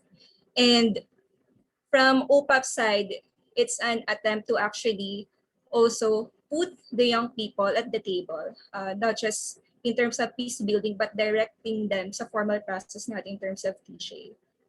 And with this, I'd like you to uh, the comprehensive agreement on the Bangsamoro as my main take-off point, because at the present, sa peace table po ng MILF, tayo may specific provision on TJR. And this is actually strategic then for young people to know how exactly will they participate, not just in the CAP or the DOL as a whole, but is specifically doon sa mechanism natin ng TJR.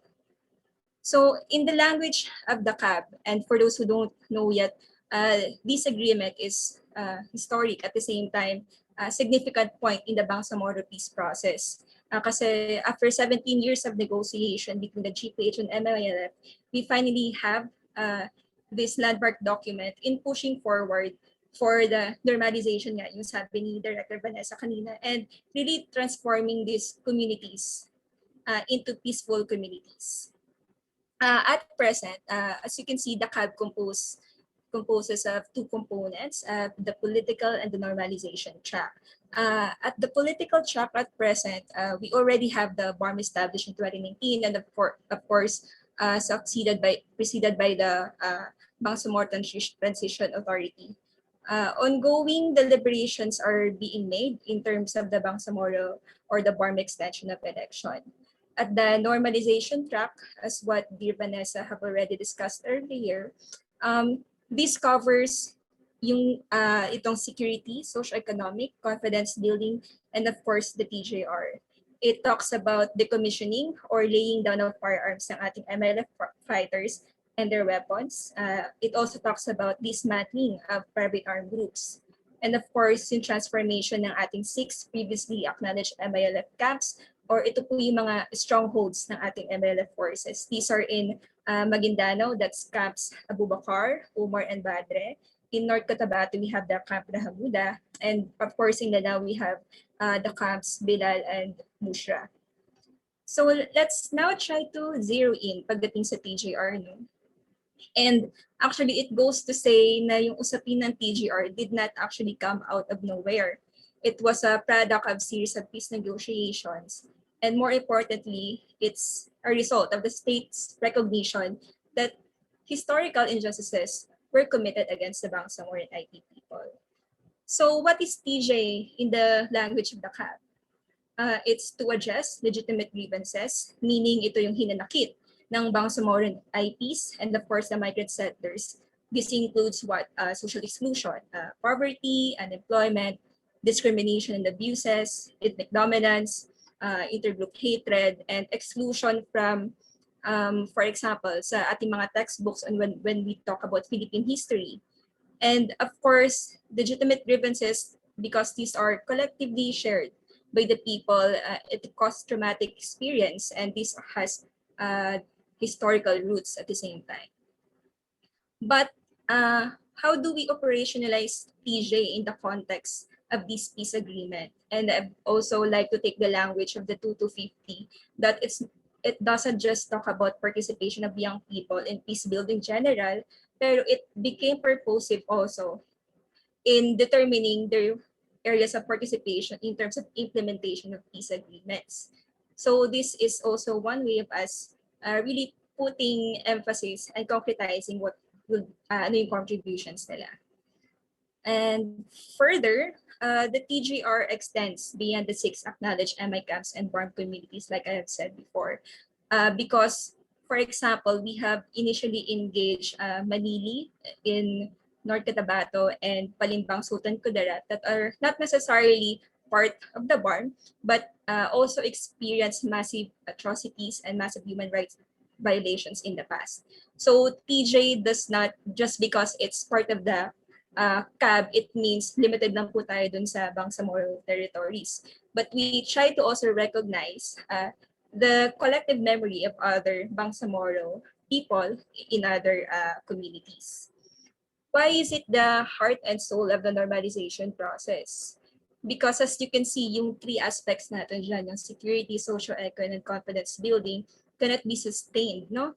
If without really addressing the grievances of our people. And more importantly, nakikita nyo dyan na isa siya sa mga aspeto, but it's not actually a standalone program.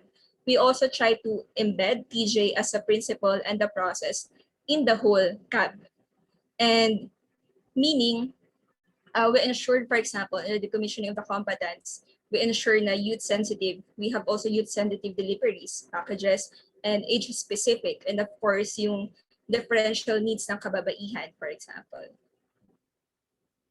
So, as the CAB is the main take-off point, I will briefly try to walk you through what happened after the signing of the CAB. specifically paano yung naging development ng TJ landscape for the Bangsamoro. At the national level, of course, sa GPH MLF panel. So you can see, this might look a handful, but I think it's also important for young people to know ano nga ba yung concrete policies and mechanisms we have already in place that we can participate at the same time. We can further study, because it's also important to know about how can we participate and in what specific spaces. So from time in 2014, we have the normalization annex of the CAB signed by both parties, by the GPH and the MILF. And it gave birth and even laid out the foundation po sa usapin ng TJ, no? And the normalization's purpose is to fully implement yung various components or aspects na sabi ko kanina. And it was a product of really not just inserting usapin ng TJ, but the BOL or even yung CAB itself is a form of legal manifestation of healing and reconciliation for the Bangsamoro. And after the normalization annex was signed, the TGRC was created by the both panels. It was chaired by Mo Bleeker. She is a Swiss international expert. And of course, she's joined by one representative each from the GPH and MILF. And also, may mga kasama rin po silang senior advisors, of course, from the Philippines. So what is their mandate? Their mandate is to, within a year of its creation, is to provide recommendations and studies specifically on how can we promote healing and reconciliation as far as TJ is concerned. So in 2015, they did a listening process using the dealing with the past assessment. Meaning ito po yung nabanggit ni Prof. Rufa before on the right to know, pagkilala ng nakaraan, ang memorya ng mga biktima at ng mga survivors, and of course, celebrating also the diversity of different groups within the Bangsamoro. And second, yung right to justice naman, how do we make perpetrators accountable? Yung sa right to reparation naman, how do we compensate victims, for example? And yung sa guarantees of non-recurrence, of course, how do we ensure that the human rights violations of the past will not happen again? So they engaged 211 communities, and key policy interviews were also made with public servants, local, regional, and national, and of course, policymakers, security sector, among others. What happened after the listening process? The TGRC turned over its report to the both panels in the presence of the Malaysian mediator. And this report also was supplemented in 2017 by the supplementary reports titled Listening Process Report, yung land report dealing with the past, because of the complexity of land issues, not just in the Bangsamoro, but in the Mindanao as a whole. This was also followed by the land, territory, domain, and identity reports. So basically, the recommendations of the TGRC were in two forms. First is the creation of a National Transitional Justice Reconciliation Commission for the Bangsamoro, wherein my specific subcommissions that will be formed to really figure out and identify ways of providing, for example, measures towards historical memory for land dispossession and rule of law and accountability. And this was also support. The second set naman ng recommendations were directed to business sector, national government, as well as the BARM entities, specific recommendations on the four pillars on right, truth, justice, and reparations. And immediately after, with the success of the TGRC in providing the first consolidated efforts towards knowing TJ in the Bangsamoro context, House Bill 5669 was filed by Representative Kit Belmonte towards setting up po ng National TGRCB. And it aims to ensure that the legitimate grievances of the Bangsamoro remains and will be a national and priority agenda. Kaya sinulong po na magkaroon po ng NTGRCB through the House Bill 5669. Unfortunately, this was filed in the next Congress. Wala siyang counterpart bill in the Senate. After that, as we all know, we already have the BOL signed and passed by the Congress in 2018. And like what I've said before, the BOL itself is a form of transitional justice and a legal instrument for healing and reconciliation. And this was passed also in recognition, no, yung justness and legitimacy ng cause ng Bangsamoro people. And even the BOL itself contains specific sections on TJ, for example, on Article 9, ang pagbubuo ng TJ mechanism on TJRCB. If we have the House Bill 5669 that focuses on the national TJRCB, in the BOL, nakapaulob din po dyan yung regional TJRCB. So, second naman is yung pag-provide ng adequate reparation para dun sa mga affected by unjust dispossession ng kanilang pagmamayari ng lupa. So those are two entry points at the BOL, manifestations of PJ in the BOL. In 2019, and this is where are mostly working now on, because in the 2019, after nga nagkaroon ng recommendations sa TGRC, the question now is, how can the government respond to those recommendations in a consolidated effort? Because we know the big bureaucracy that we have. So how do we now move towards implementing the normalization and TJ? So nabuo po yung ICCM, and it's a body composed of different national government agencies. UPAT is the secretariat and also spearheads the implementation of the TGR program sa pagdating sa iba't ibang ahensya natin sa ICCMN. So the ICCMN, building from the recommendations of the TGRC, we self-organized into 4 working groups. One, working group on truth and history. Second, land-related issues. Third, justice and reparations. And fourth, on guarantees of non-recurrence. Why we dedicated a separate working group for land-related issues is because it's a complicated issue in Mindanao, because we are talking about overlapping ownership of lands. Mapa-traditional man yan, or do we have yung mga legal basis as before? So we are also trying to look at mapping the different patterns of dispossession in the Bangsamoro as well as in the larger Mindanao context. So hindi lamang po sa part ng government may nabuo na mekanismo, no? Even the GPH-MILF panel formed its own mechanism to really ensure na may jointness dun sa pag-implement natin ng TGR program. So we have the GPH, MILF, PWG, and TGR. This mechanism is composed of 3 representatives from the GPH and also 3 representatives from the MILF.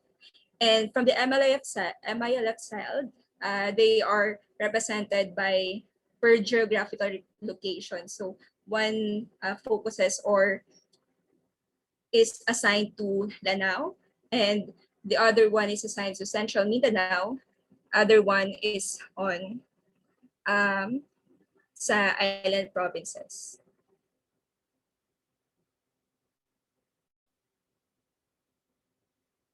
And after these mechanisms were set up, what happened after?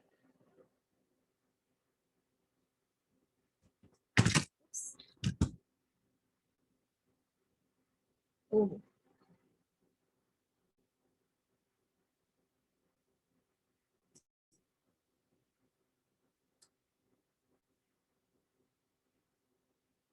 Naririnig pa ba ako?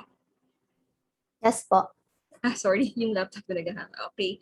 So from 2020, following these 2 mechanisms, no, we already initiated the drafting of the roadmap. We hope that it will not only remain as a document, no. So that's why we tried to also consult with the different communities affected. So in 2020, we visited 1 camp lang muna in Camp Darapanan, and 2 communities as in Manili and Malisbong affected by the 1971 Manili Massacre and the 1974 Malisbong Massacre. We also did capacity development for ICCMN member agencies that would be AFP, PNP, even Mineral Development Authority, and we did an initial interfacing with the foreign ministries and offices. And next, gaya nung nasabi ko kanina, when the House Bill 5669 did not prosper, it was reintroduced through House Bill 4003 this time around, still by Representative Kit Belmonte, at the same time with Representative Mihilda Sangcopan. The first deliberation happened last year, September 2021, and initially nag-gather na po ng position papers from different resource speakers. For this year, supposedly, the next deliberation ay scheduled last month, but na-reschedule ulit siya in, I'm not really sure pa kung kailan, but hopefully we will keep the ball rolling in terms of this legislation. So finally, in 2021, we already have the teacher roadmap drafted by the ICCMN and the GPH. This was turned over to the MILF in April 2021, and we are still waiting for the comments to officially publicize and operationalize the said roadmap. But nonetheless, yung mga agencies natin na those who are really mandated to deliver in terms of TJ ay nagsisimula na po sila. For example, yung usapin ng security sector reform, in terms of education, those are already implemented by some member agencies. So at present, nasaan na tayo in terms of the roadmap and why this is crucial also for the young people, because in the next coming year, especially before 2022, we will try to figure out paano papasok ang participation ng youth in terms of the implementation of the TGR roadmap, not just by Bangsamoro and IPs, but also even young people in other regions can support these cause, no? And right now, we are done with stages 1 to 3. Stage 4 and 5, gaya ng nasabi ko kanina, ay once we already have received comments and concurrence from the MLF side, we will already implement the roadmap. At the same time, interface with foreign ministries, especially that yung mga mandates ng ating national agency should be also at par with what is happening at the local. For example, what is CHA doing and DepEd is doing should also be supportive of what is the MBHPE is doing, for example. So basically, those are the mechanisms and policies. I hope we already got a clearer picture of why do we talk TJ in the first place, and why is it related to MILF, and how is it relevant to young people. So right now, having said that, we will now zero in how is actually the 2 to 50 pillars connected to the dealing with the past framework. I know even me, nung unang inintroduce sa akin to, it would look like a handful and ang daming terms.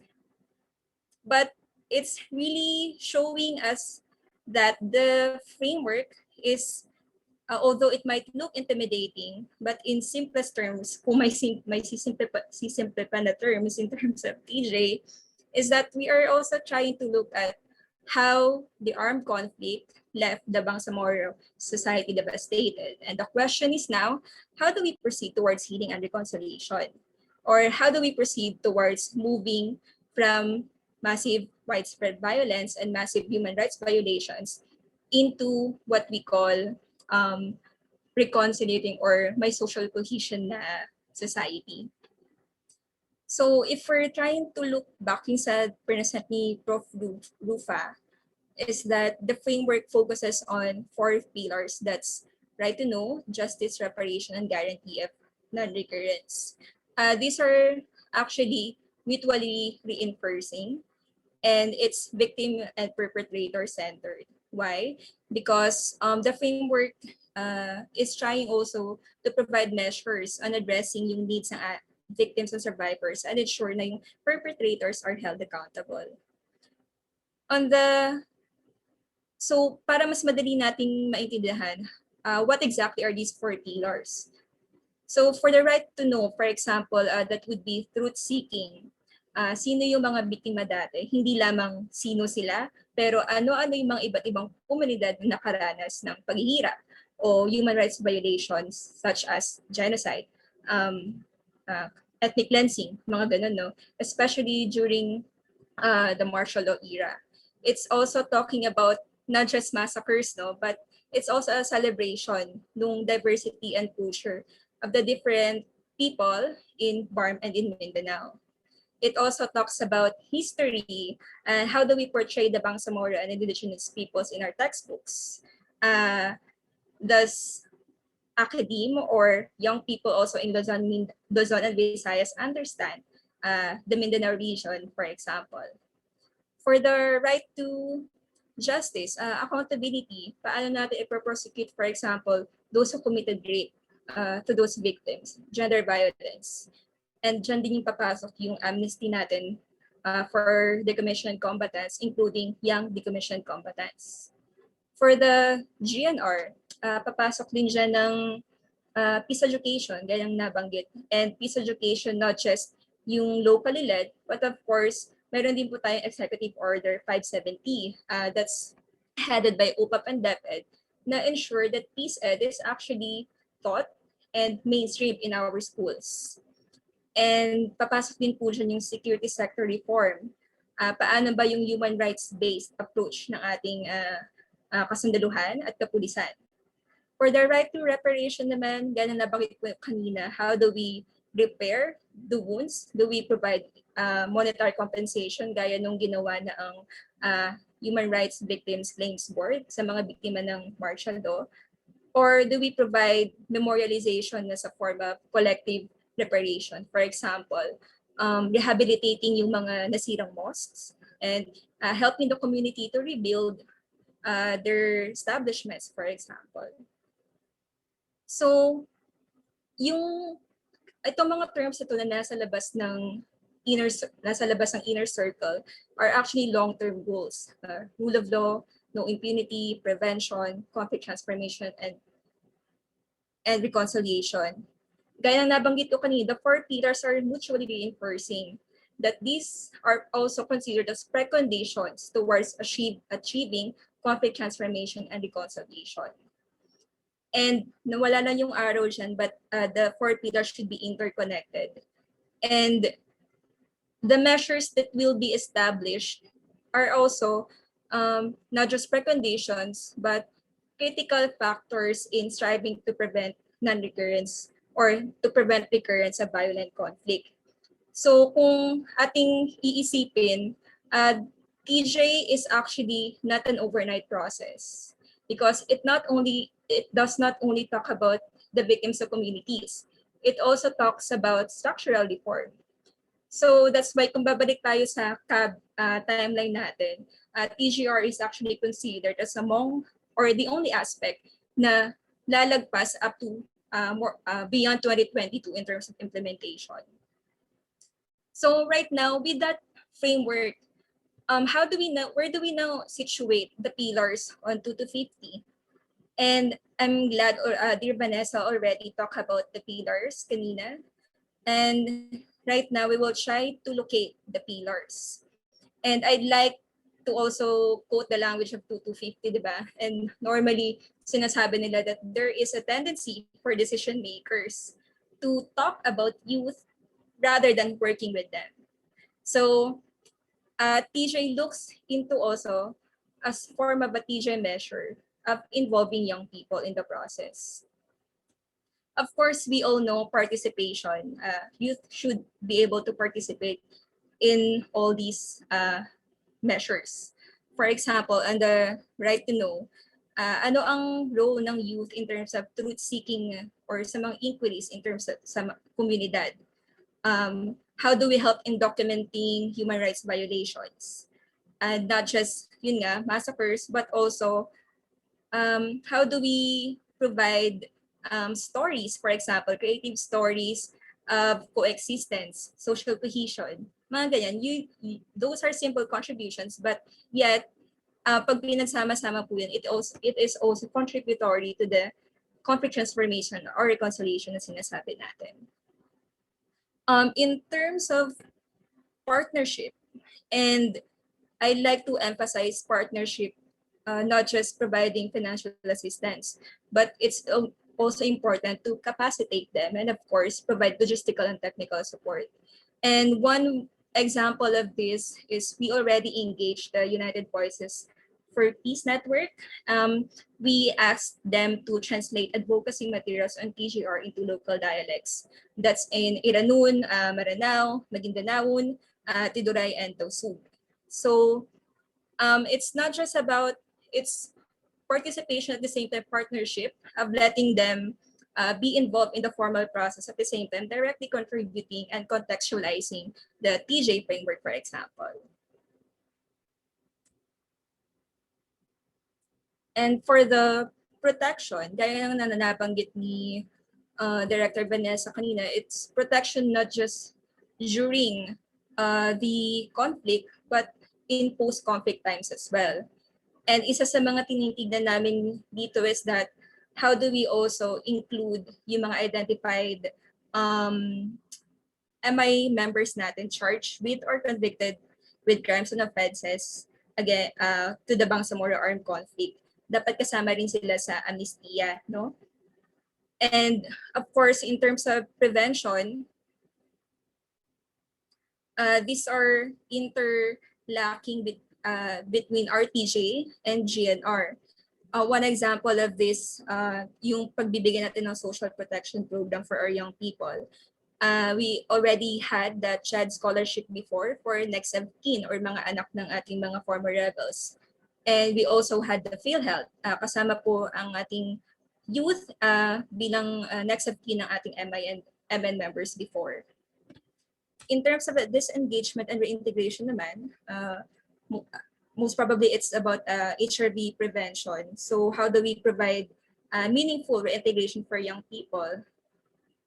In the DNR, meron silang National Greening Program, and yung mga next of kin din ay naging forest guard, no, nung DNR. And another example would be sa next phase ng ating decommissioning, because we have also identified youth former rebels. So we are trying to figure in what kind of interventions will be packaged for them, kasi we don't want it to be a blanket intervention of what is given to other combatants, because they have their own specific needs. So we will try to provide gender sensitive youth employment and opportunities, for example, or educational opportunities that's still being reviewed by us. And of course, our young people will also undergo values transformation training natin sinasabi. So basically, that's an initial attempt to locate the pillars in the DWP, and this was the framework we used during the BARN Youth Peace and Security Consultation way back in 2019.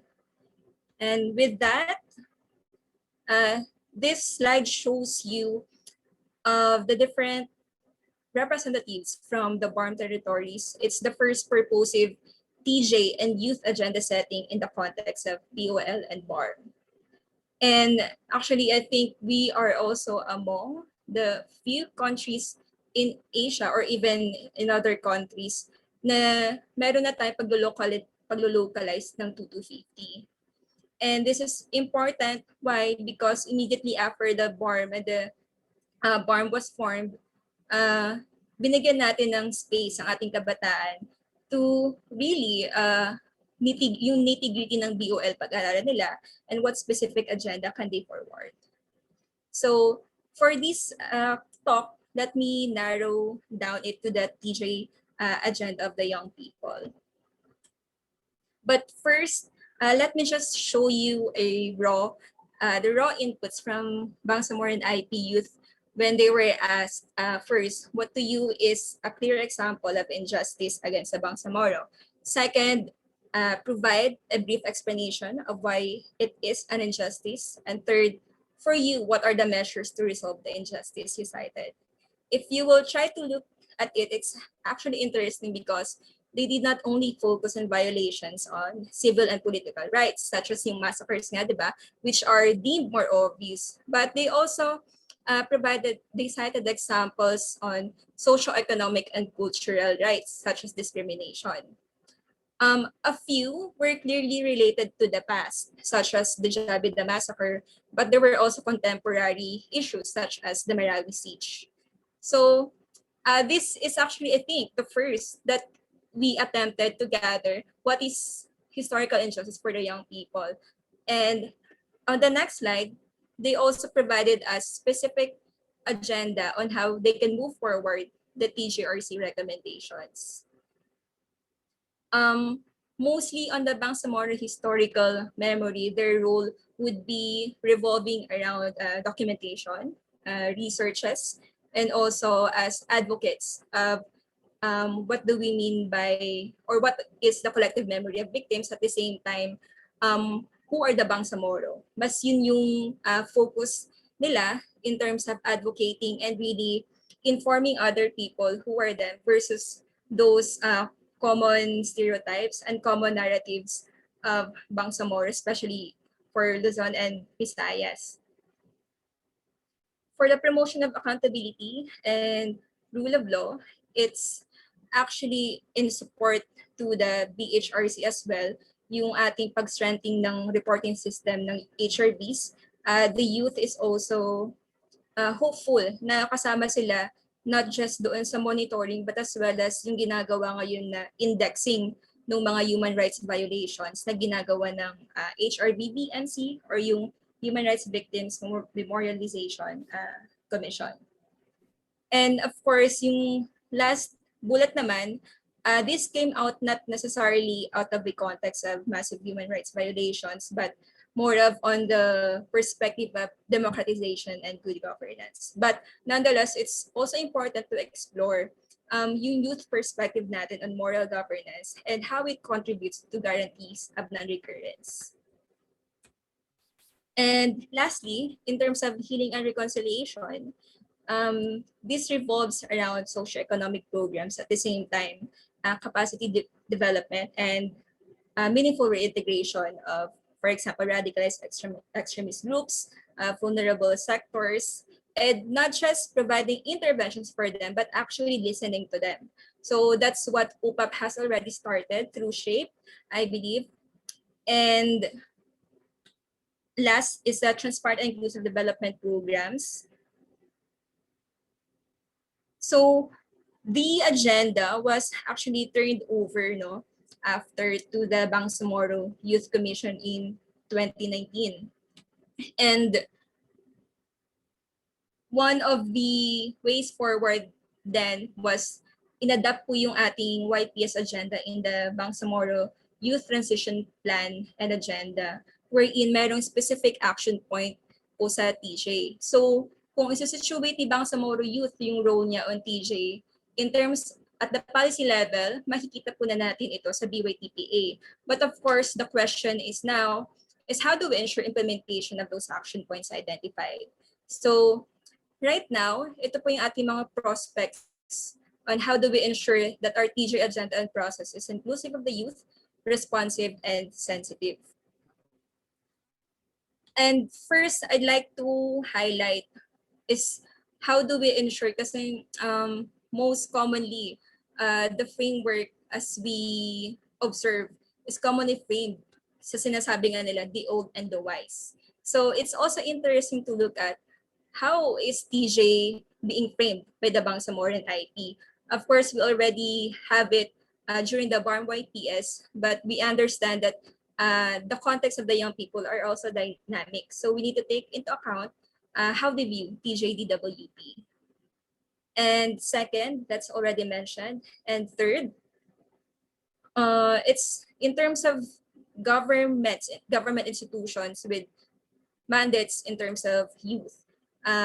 It would be helpful if the Sangguniang Kabataan and Local Youth Development Office in BARM would also spearhead. But of course, we need to capacitate them first in leading youth-led TJ activities because not all CSOs or youth groups have regular funds. So these are strategic bodies that we can already engage in terms of really operationalizing yung ating BYTPA in terms of the TJ agenda. Now, in terms of the prospects, in the TGR roadmap, because we believe that although this is not yet publicized and approved by the MILF, at the government side, we are trying to look at opening the path for a joint process of dealing with the past with the young people. So specific entry points would be, and OPAP is very willing to engage with young people. First, mapping inventory and documentation of TG-related human rights violations in your local communities. The challenge is now, for example, kasi although we know that the BCPCH or the Bangsamoro Commission for the Preservation of Cultural Heritage is mandated to do so, gaya nga na nabanggit ni Director Vanessa kanina, we are challenged by mobility. At the same time, at the national level, yung ating National Historical Commission of the Philippines is also limited of its researchers. So now as young people in the ground, how do we contribute to this? Because we already have access to our communities and we have the time to actually research, even assist government in identifying ano ba yung mga communities na ito, and what is the current situation now in your area. And that's also related to the second action point, action-based research and collection of narratives. Right now, we don't have a research yet of the commission combatants na former na youth. So it's important to also locate and analyze for a youth former rebel or a former extremist, for example. How do you want to be engaged in terms of TJ agenda? Of course, hindi ng TJ, but on the pillars of the YPS for that reason. In terms of history naman, we have that DepEd and CHED leading on the development of these materials. And actually, meron na po tayong mga polisiya on this. But the challenge is now is yung pag-monitor and how do we assess yung implementation nito, because for higher educational institutions and some of you are also students, it's offered as either an elective or subject or a course. It's dependent on the HEI. So being limited on the formal institution side, how do we as young people also contribute to creative ways of popularizing or advocating content on Bangsamoro and IP histories and studies? And of Miss course, Crisel, sorry yes po to po. interrupt, ma'am. Would it be possible for us to wrap up our discussion, siguro, ma'am, in a few minutes, because so that we'll have ample time for our open forum din po. Sure, Thank sure. you I think po, this is ma'am. my last slide. Thank you, Gwen. Next, in terms of justice, because we're also planning to,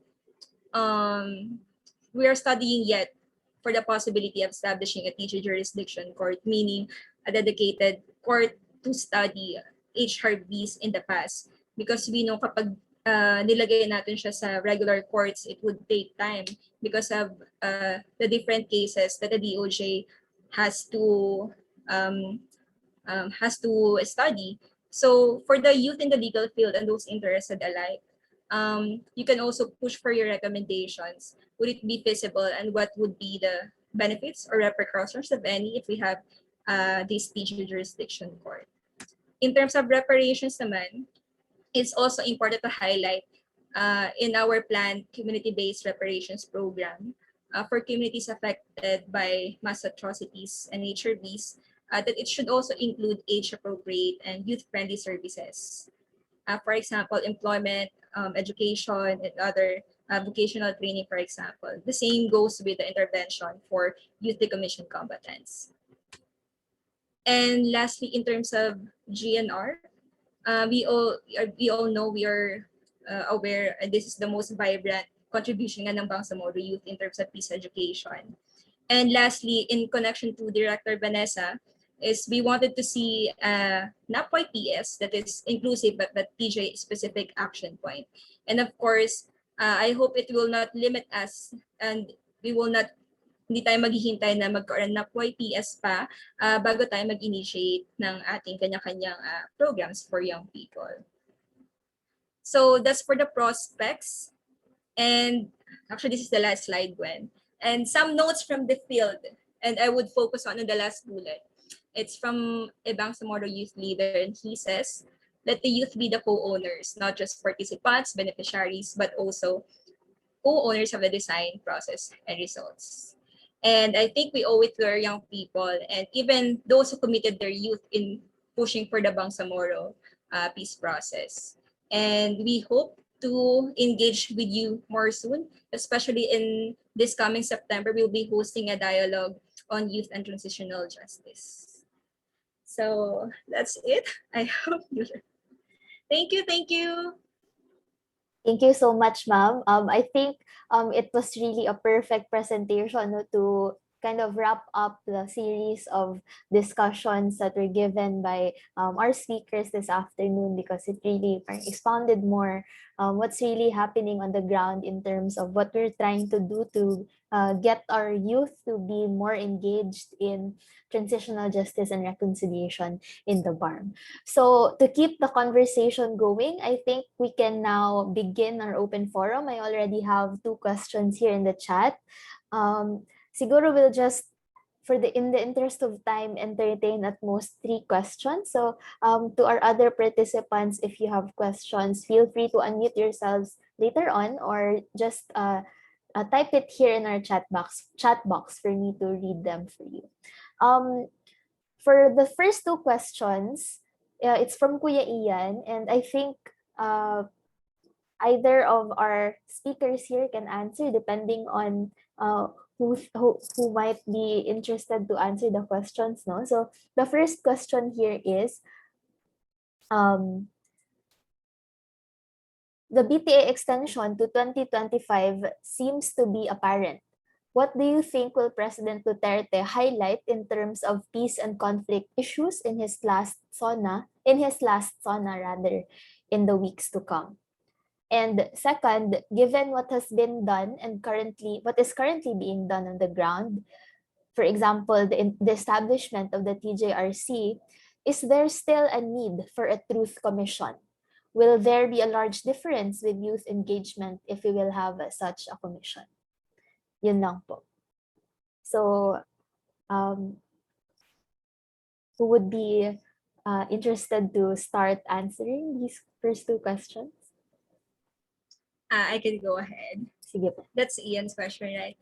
For the first one, as far as the SONA is concerned, I think OPAP will be highlighting the gains of the normalization process, especially in terms of our decommissioned combatants who have accepted or received packages. At the same time, yung ating nang na normalize in terms of representation sa uh, governance, for example. And of course, yung pag-set up ng ating mga joint peace and security teams, yung participation ng MI members, or how they were also incorporated in the AFP and PNP, for example. And another gains would be in terms on TJ is the roadmap itself, because yung roadmap naman, it's not a cast in stone document. It's actually a building document from which kapag meron na tayong NTGRCB, it will be as their main reference of what has already been done. And for the Truth Commission, we all know na mahaba-habang legislative process ang mangyayari dito at kailangan isabatas ito, no? And that's the beauty of pushing forward for House Bill 5003, because it already composed of the subcommission, historical memory, of which if deemed appropriate by the GPH and also by the MLF na magkakaroon ng Truth Commission, then definitely that will be a next step. But at the meantime, focusing on those implementables within this administration, we are trying to get the ball rolling in terms of the legislative agenda in pushing for the NHRCP, because we all know the ICCMN was just created through executive order. So it will cease to desist after this administration. So that's why we are also emphasizing the role of NTHRCB in sustaining and moving forward yung ating nasimulan na. I think, yeah, yun yung questions. Thank you. That's it for me. Thank you po, Ms. Crisel. So, Kuya Ian, I hope that answered your question. If our other speakers would also like to contribute their insights, then please feel free to unmute yourselves po. Maybe Prof. Yasmira or Miss Vanessa also have something to add. I think Crystal has substantially responded to the query. So I just like to add, no, baka yung isa pang i-highlight is of course yung sustainability ng ibang peace tables along with the Mindanao peace process. Yung isang trust din kasi yung sa ating usapin on the LCAC, yung National Task Force to End Local Communist Armed Conflict. So baka yun din yung isama doon sa discussion. But of course, dun sa SONA kasi lahat na talaga yun. So very limited lang. But there are regional SONA rin na ginaganap, no, doon sa iba't ibang areas na baka mas ma-highlight din yun pag sa ground siya ginawa. Thank you. Thank you po, Ms. Vanessa. Oh, yes, Prof. Dagdag ko na, no, is there a need to have the Truth Commission? No? I think among the priority, among the normal, no, mas ano naman talaga, no, uphill climb yung transitional justice and reconciliation na track, yung normalization track generally, no, because this is really a continued conversation that we need to popularize. And so while we try to complement the very institutional long-term goal that is to have an enabling law for the realization of the pillars of the Transitional Justice Commission, I think for the time being, and this is where really the young people can play a huge role in terms of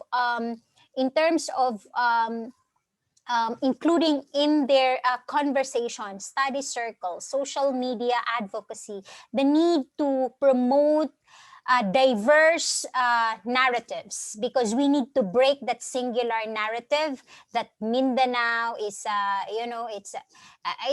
think we still have that very dominating, no, headline where Mindanao is the land of promise, that Mindanao, and within this dominant narrative that Moros here are cast as the perpetrators.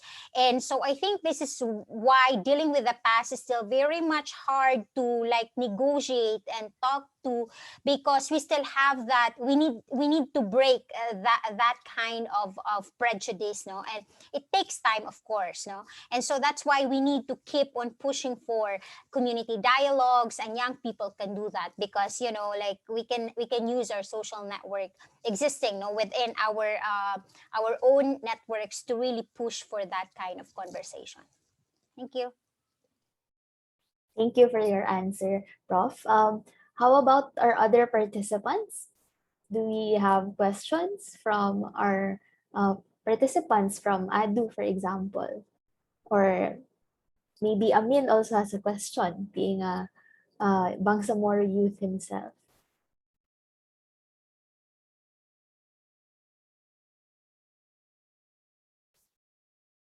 All right. But if we don't have questions anymore, then I guess if you could think of your questions later on after we have ended this webinar, please feel free to just email us at ypmph@gmail.com so that we can accommodate your questions later on. So at this point, I guess we can formally close our program. But before that, let's first have a photo opportunity, a virtual photo opportunity, so that we have something to keep for documentation purposes. So maybe request everyone to please turn on their cameras.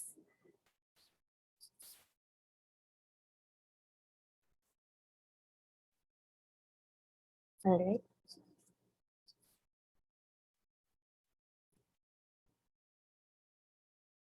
All right. All right. I think that's it. Ready? One. Oh, there. That's a mean. One. 1, 2, 3. All right. Thanks, everyone. Thank Can we you. have another photo, because I think Amin's camera was lagging at that point.